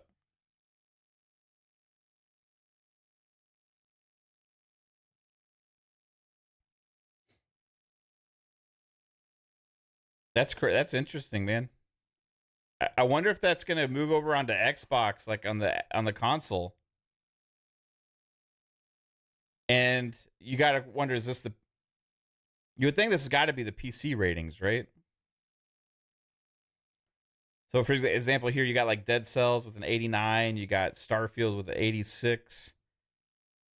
Sea of Stars with a 88. So that's the PC ratings because I think their console rating is lower on Starfield. Sea of Stars with an 88. Limbo with an 88. Yeah, Crusader Kings with a 91.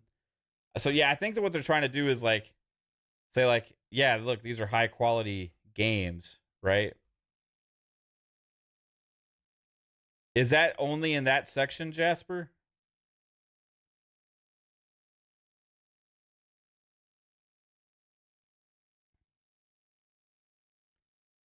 Or is that in other sections?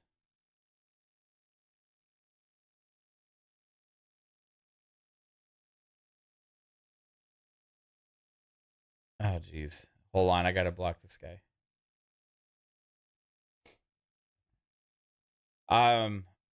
Jobs to 360 spamming something, doesn't it make it any more true?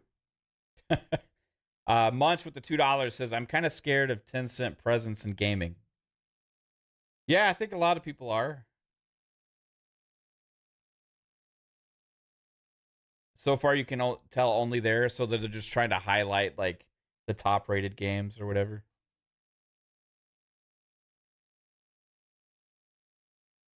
Interesting.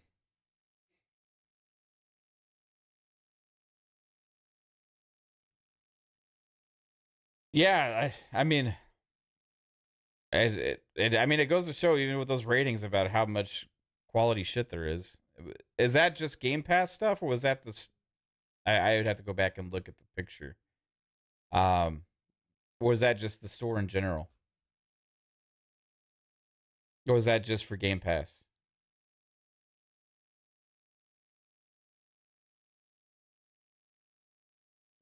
Let me bring up the picture again.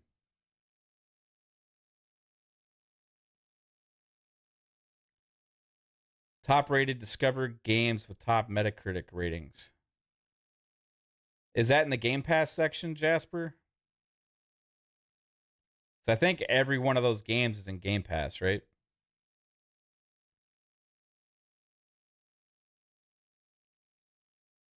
FromSoft owns the Sekiro IP too, but Activision has to publish the sequel whenever it drops as Bandai for Elden Ring. Yeah, like acquiring From Software gets it if From Software's ever get acquired, it gets real interesting. I don't know who all owns FromSoft right now. I think they're owned by a couple different companies. I'm not sure, but like I believe PlayStation has like an interest in them. Maybe even Tencent. I'm not sure, but like um, they have so many different like publishing deals with different IP and stuff. Oh, right on, Vertong. That's interesting. It says on each game specific page, it says should play great on this PC on top left. The Metascore appears next to it for you. Huh. Interesting. Interesting. Anyway, Microsoft should buy Sekiro and Tenchu from because they own Activision Blizzard now. So you're saying they should get the full rights from them? Yeah, I don't know how it goes with that stuff. They could just hire them to do the sequel to it. Tencent 14%, PlayStation 14%. So if a acquisition was to be proposed, that's kind of how many votes they have as well, right? So like I forget how much you need to approve a sale. So like PlayStation owning portion of them makes it interesting.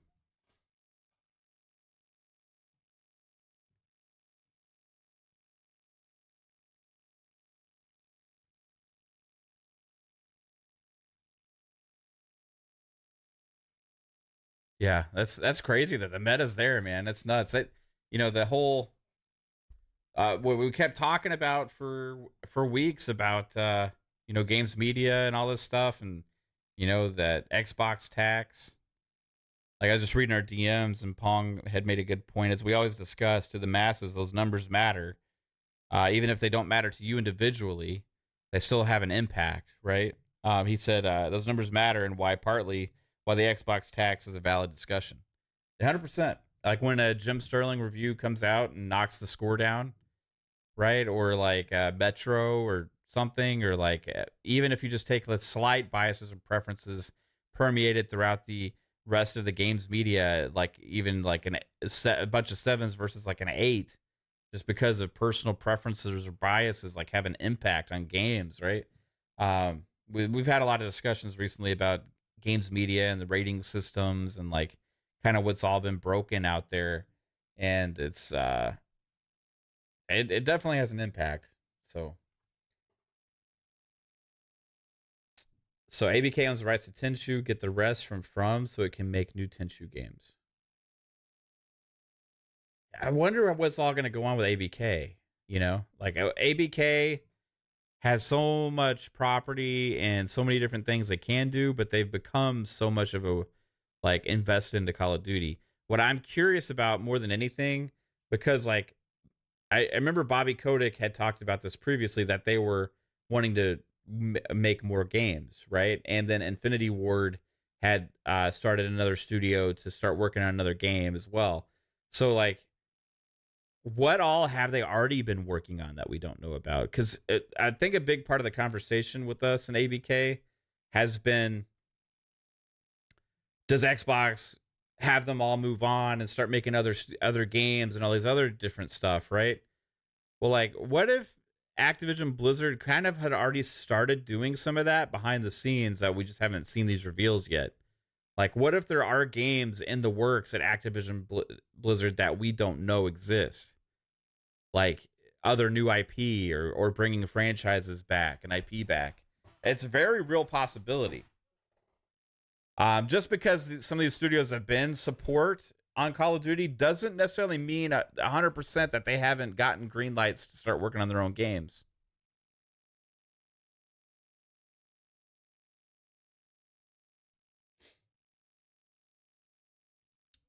Oh man, some people need help. Deploy says Phil saw the roadmap. Yeah, I'm curious what it was though, right? Yeah, Edward Lafferty says Infinity Ward, we're working on a new game. We know that, and we also know Blizzard has a new survival game. So that's two. That's two that we know about, right? But what about, like, let's say High Moon was working on something that we don't know about, or like Toys for Bob, or like, you know, any of those type studios. It's very possible. And maybe there could be some announcements before we are expecting for some of that stuff. Bold Alpha says these ponies are really after Mav tonight. No, they're not after me, Bold, as much as they, I think, are in their mind somehow. They've mind fucked themselves into not realizing the reality of the situation because they've been listening to the wrong, misinformed people on social media.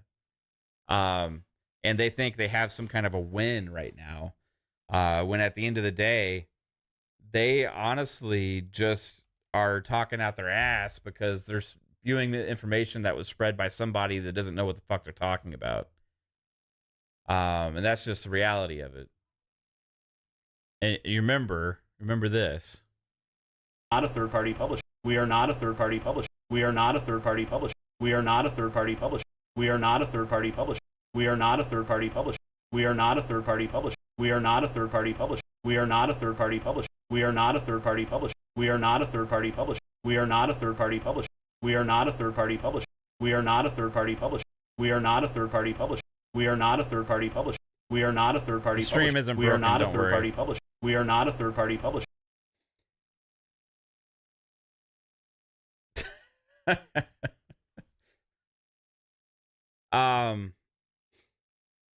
It's okay, guys, that want to play Halo on your PlayStation. Like, if you get to, honestly, I don't care. Kudos to you. But I don't think it's gonna happen, bro. Like, I honestly don't. Like, I honestly don't think it's gonna happen. Like, Xbox has reiterated time and time again that they are a company that still believes exclusives matter. That they are going to have exclusive games. Now, will you get your Call of Duty? Will you get, you know, your Overwatch and shit like that? 100%. 100%. Right? The interesting thing will be what's going to happen when Doom Year Zero gets announced. Right? Like, when that game gets announced, will it be multi-plat or will it be exclusive?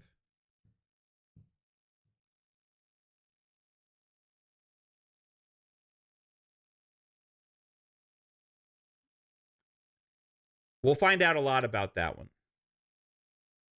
About the ideas going forward. I have a big feeling that's going to be an exclusive game. And all these people right now saying that are just going to be reading articles criticizing Xbox at the time when they make that announcement. Like when Xbox announces Doom Year Zero and Indiana Jones as an Xbox exclusive,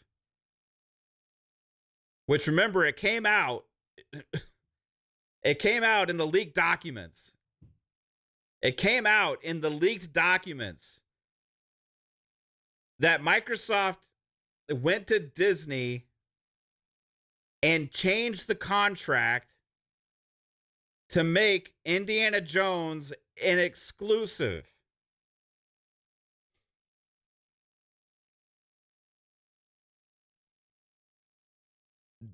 Do you people forget this?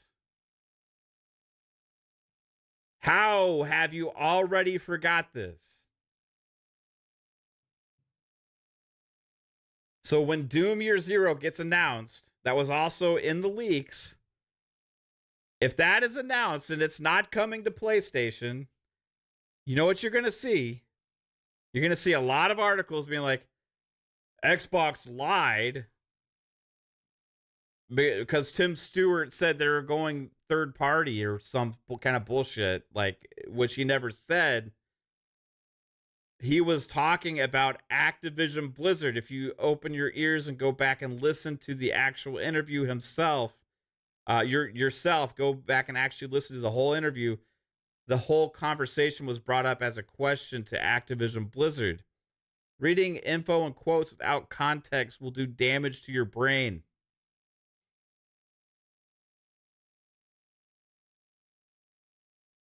It will do damage to you. You've already damaged because you've been listening to the wrong people. Been listening to the misinformed. Don't listen to the idiots that can't read. Don't listen to the idiots that forget the most meaningful parts of the conversation. Open your mind, open your ears, and listen and pay attention to what's going on. We got the fucking roadmap. We got the leaked documents. They were all part of the AVK conversation. Phil Spencer himself sat on stand and sat in a fucking questioning in a trial or questioning, being like giving a testimony about this shit. He had to explain why exclusives still matter.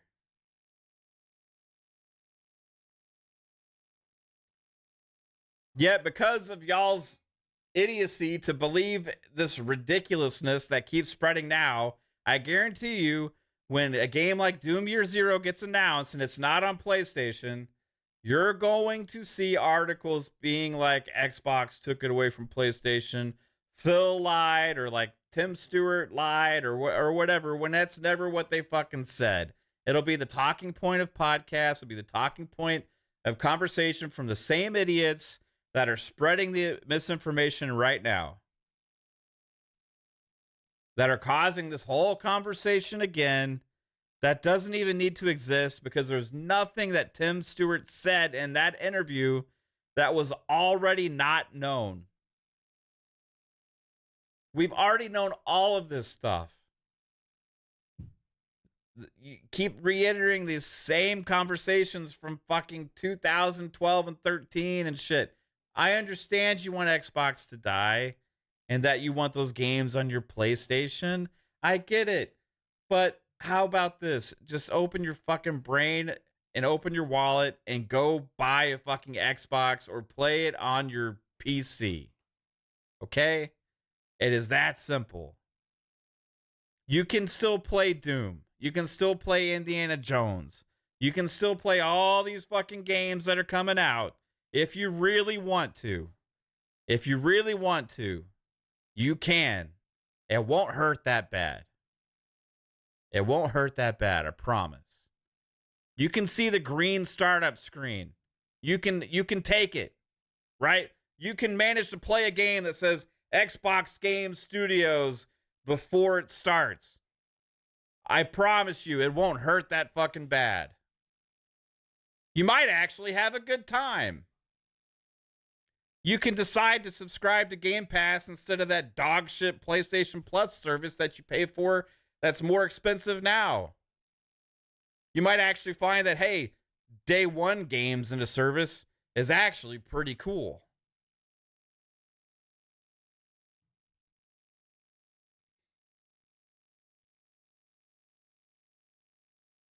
Take your head out of PlayStation's ass and open your eyes. Stop listening to the misinformed. Listen to people that actually pay attention.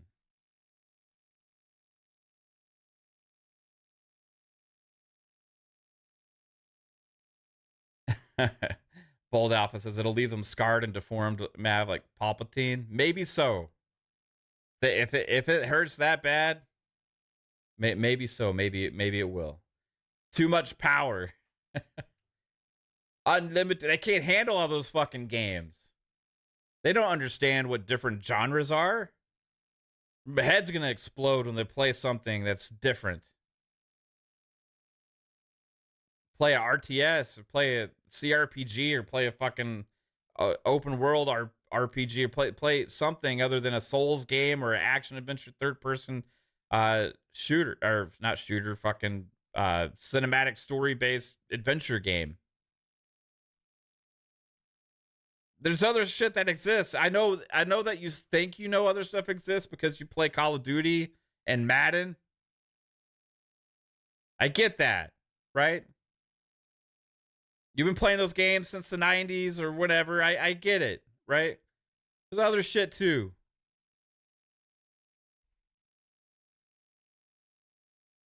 Eventually you will learn. Meanwhile, I'll keep playing. I'm playing Final Fantasy 16 on PS5 right now. I'm having an okay time. It's very cinematic. I love the story. Not very much like a Final Fantasy game to me, but it's still a good game, right? Game's a timed exclusive. Don't cry when it comes to Xbox.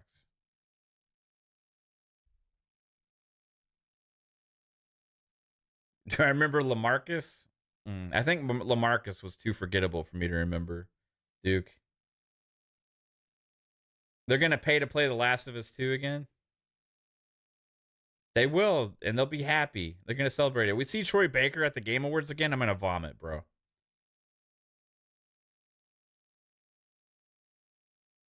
I might actually vomit, like live on the co-stream. If we see Jeff Keighley bring up Troy Baker and do another little like 2 or 3 minute segment of him talking about a Last of Us thing again, I might actually throw up.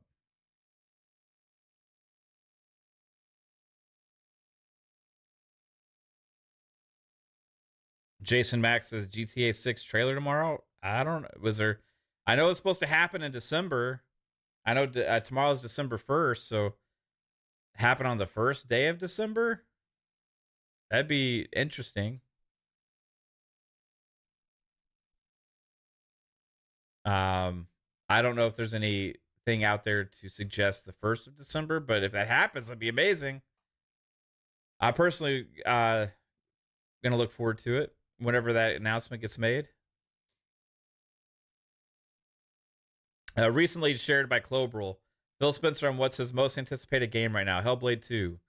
I love Ninja Theory as a studio. Their craftsmanship is fantastic. I love how that game is coming together, and we don't have that much longer to wait.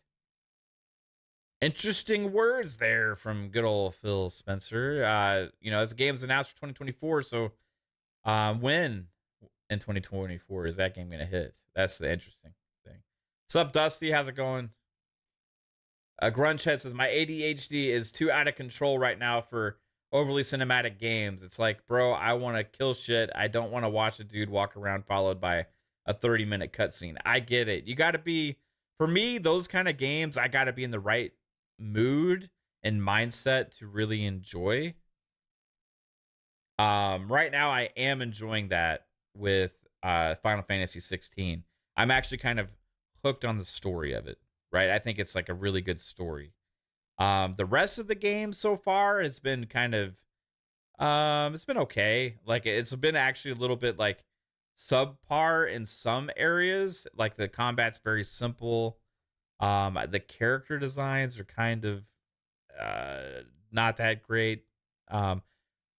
Voice acting is excellent, and the story is awesome. That's what's really getting me engaged into it. But that doesn't happen with every story, like in games like this, and I feel like this is kind of like Final Fantasy meets a PlayStation type game, right? That's kind of what this feels like to me, And a lot of those games, it just depends on the story of it and whether I end up getting into it or not. And this one, the story has hooked me. It's repetitive as hell. You couldn't be bothered finishing it. Yeah, I think it just depends on the kind of story you like and stuff. But like the combat gameplay so far is very repetitive.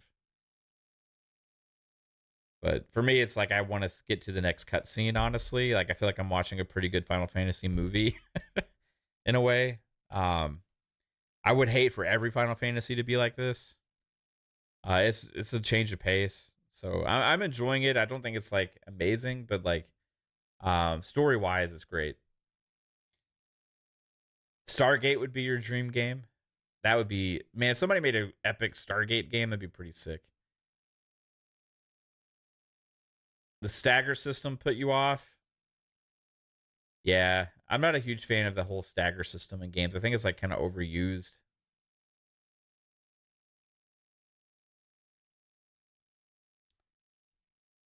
You pay good money for Stargate, yeah. What's up, DJD? What's up? Time for Tsunami says Stargate RTS is or is coming out soon. Really? I know Dune Spice Wars just hit Game Pass. I booted it up a little bit ago, and I realized I didn't have enough time before the stream to actually play any of it. So, but Grunchhead says Gambit's your favorite superhero. Fuck yeah, dude. It's my favorite from the X-Men for sure. Maybe my favorite Marvel character. I like Gambit. I like Batman. I like the Flash. Probably my 3 favorite superheroes. I don't like Ezra Miller's Flash. But yeah, Gambit is fucking badass, man. Like, not utilized enough. Stargate Timekeepers is a tactics game. Like, what kind of tactics? Is it like XCOM style, Jasper? Or is it like grand strategy tactics or whatever? Is it a PC only or what? Cybergunter says, I enjoyed Hellblade a lot, even with the puzzles. So Hellblade 1 is a game that I originally played when it came out. And it was only on PlayStation, I think, at the time. And I tried to play it, and I just really couldn't get into it. Everybody was talking about how XCOM style Stargate, really? Okay, fuck. Everybody's talking about how good this Hellblade game was, so I got it, and I was like, okay, yeah. And then I just didn't get into it. You know, I got to like the first combat sequence. I was like, I just wasn't feeling it. I wasn't feeling like the over like oppressive feeling of the game, like just the depressing feeling of it. And then it got to that first combat sequence, like I just didn't really like that either, and I just kind of stopped, right? And then I went back to another time and tried to play. And then everybody just kept saying, you got to play Hellblade. Hellblade's amazing. Hellblade's amazing. Hellblade's amazing. So early on when I started this channel, I did a lot of game streaming. I still do sometimes, but suggestions, everybody said Hellblade. So they had just had the update. I feel like they released like a update for like Series X and S and stuff. So I had booted it up, kind of expecting to have some of the similar experience like I always had, but I kind of forced myself to get past that point in that beginning. And then I ended up sitting here for fucking 12 hours, I think, on stream straight through. I couldn't stop playing it. It was so amazing. Like I was like so immersed into the game and amazed at the characters and the storytelling. It was like I was in a movie. Like the graphics were fucking nuts, man.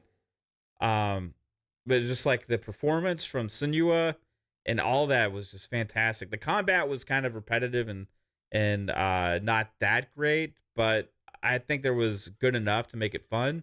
It had room to grow. The puzzles were interesting enough to make them unique, and not too annoying. So I loved Hellblade 1 eventually. Like it's I think it's like one of those like games that really stands alone as like a great like work of art in gaming in a way. So like Hellblade 2, super excited about now. I can't wait for it. 2024 is gonna be insane. Uh, Edward Lafferty says Gambit has flashy attacks but not too strong. Kinetic powers allow for interactivity. Staff weapons allow for close combat agility based hero, but not invincible. Room for power growth. Yeah, it's an interesting take on him. I like his personality. He's kind of cocky, right? And he's kind of like attitude and stuff, and he's like kind of in for it himself, but then he's not. At the end of the day, he's like really to help people, but he acts like he's kind of in it for himself. But like, his abilities are badass. I want a Gambit game, but I know this is I talk a lot about Xbox stuff here and stuff, but like I can tell you the developer I would want to make a Gambit game is Sucker Punch. I would fucking love if Sucker Punch made a Gambit game. Because I look at what they've done with Infamous and I look at what they've done with Ghost of Tsushima, and I could just imagine that's like almost like a combination of the two. Like it could be like a perfect fit. Who knows? Maybe we'll get that because PlayStation's doing all these Marvel things. They got Wolverine. Maybe they'll branch out.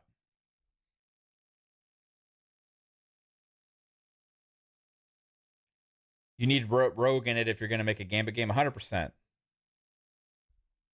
I'm wearing the wrong hat today. I know, bro. The Cowboys play in just a little bit. I'm going to make sure I end the stream in time. I ain't missing it.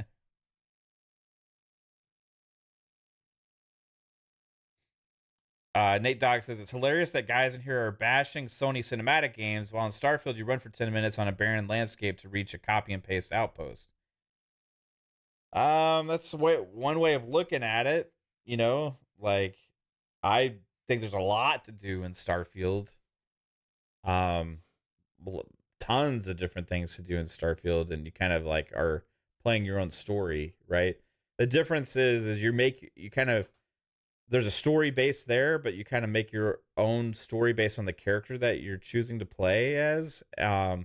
Whereas in like a cinematic game, it's just kind of guided for you, and you just do that.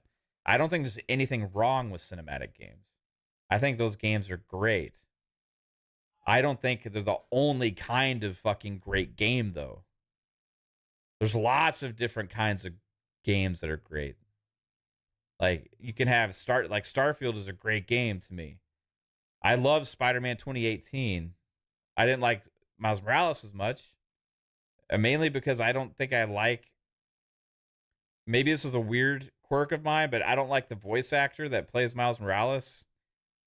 Like, I feel like he sounds too dweeby and shit. Like, I want to feel like as a badass as a superhero, and I don't really like my superhero talking like this all the time. Like, I don't want that, So anyway, I like the Spider-Man 2018. I like Uncharted as a cinematic. I love Ghost of Tsushima. Those kind of games. I'm not a big fan of Last of Us. I'm not a big fan of God of War but that's just personal taste. Personal preference on those specific games. I can still acknowledge that those are high quality, well-made games, right? And say they are good games even if I'm not necessarily the audience for it. It's just like a movie. Like if somebody watches Godfather and says, well, it just wasn't for me, but then they can't say Godfather sucks, right? Like it's kind of the same like with games. Like if something's not for you, it doesn't mean it sucks, right? Like it just means maybe you're not the audience for it, right? And like I feel like too much has been painted as like there's just one style of game that is the good kind of game, and this is the quality kind of game. This is the picture-esque thing of that. But we got games in all different kind of fucking genres made by different kinds of creators that specialize in doing different kind of things and all this stuff, right? And if it's for you, it's for you. If it ain't, it ain't. It doesn't mean it's bad. It doesn't mean anything. And like, I wouldn't go and I'm not gonna say all those PlayStation games are bad. I'm just saying that maybe they should branch out and have more variety, because there's too much of one style a little bit, you know? Like, I think they could mix it up a little bit. Maybe that's what they're trying to do now, but they are getting into trouble doing it because they don't know how, because they built up everything into doing this same kind of thing. Xbox does lots of different kinds of things, but they're not the kind of thing that PlayStation fans love or whatever, so they get knocked for not making that specifically. But even when they are kind of making that kind of game with Hellblade 2, people are like, oh, it's going to be lame. It's going to be too many puzzles. It's going to be boring or whatever. And it's like, come on, like, what do you want? You know? Just different games are going to be for different people, and people are going to like different shit at the end of the day. The objectivity of being able to judge games for quality and ambition and scope and all that kind of stuff is like, it's gone out the window. People don't know shit anymore, like in games media, and those kind of conversations go and move on to influence people's thoughts and stuff and the way they think. And you see a lot of the rehashed talking points all the time from people that can't think for themselves, that are just spewing the same shit over and over again because they heard it from somebody else on Twitter.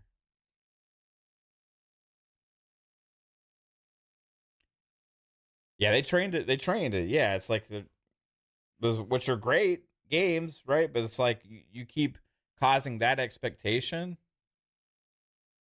of that kind of game, that now there's a disappointment when you don't get that, right? So it's like, instead of causing expectation for other games that are great in other things as well.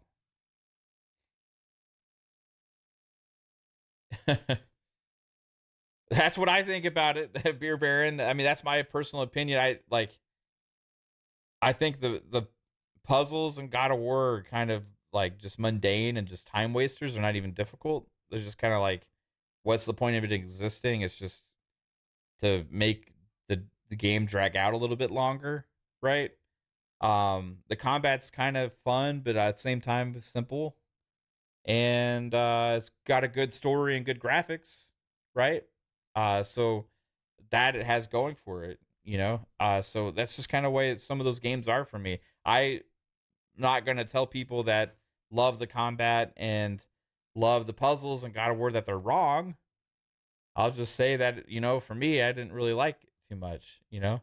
I'll say that I'm finding Final Fantasy 16 more enjoyable than I did God of War Ragnarok. Some people might think that's crazy. That's just because it's personal preference.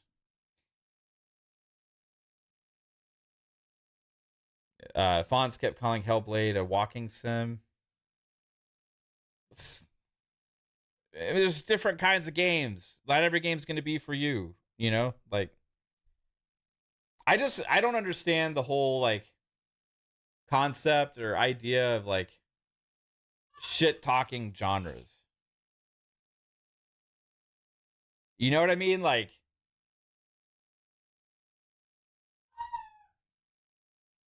it's just like, people love those kinds of games.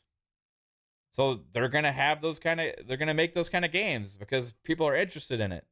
You know, like, it's the same thing with all these different kind of games. Like, you could say, oh, it's just a racing game, or it's just a fighting game.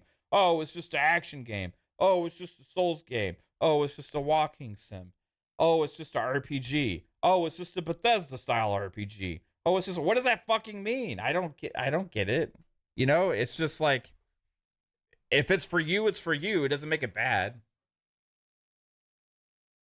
You know?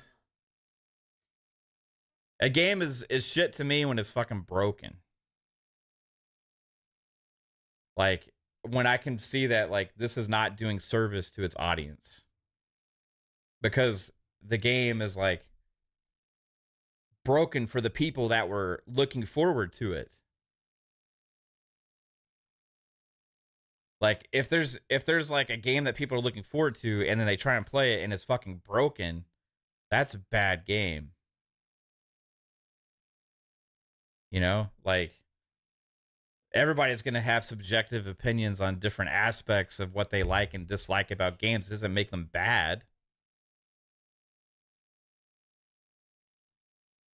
But I think so many people think like what they don't like is bad. You know? If I don't like it, it means it's shit. It means it's bad. It means it's like this or whatever. But like you can play a game and it's broken or like has shitty mechanics and all these different things. You're like, okay, that's bad. It's not doing a service to like actually trying to be quality or whatever, you know, at all. And that's the difference with the objectivity in that with games, media and certain people in the community is just like gone. You know, like I don't get it. But it is what it is. Well, everybody, it's about that time. Cowboys game is coming up soon. Thursday night football tonight. So I'm going to watch. And thank you all for hanging out with me and letting me kind of rant a little bit about some of this shit and talk Xbox and games with you guys. I'm hoping the Cowboys win. We need to keep it going. But also, everybody, remember next week at this time, we will be co-streaming the Game Awards. We will be live. We will be doing the co-stream for it. If you want to find a place to come and hang out and watch it with a panel and kind of see reactions, but also kind of have fun with us while we watch together, come hang out. I do expect there is going to be some cool announcements at the Game Awards, so it'll be fun despite the awards part and all that shit.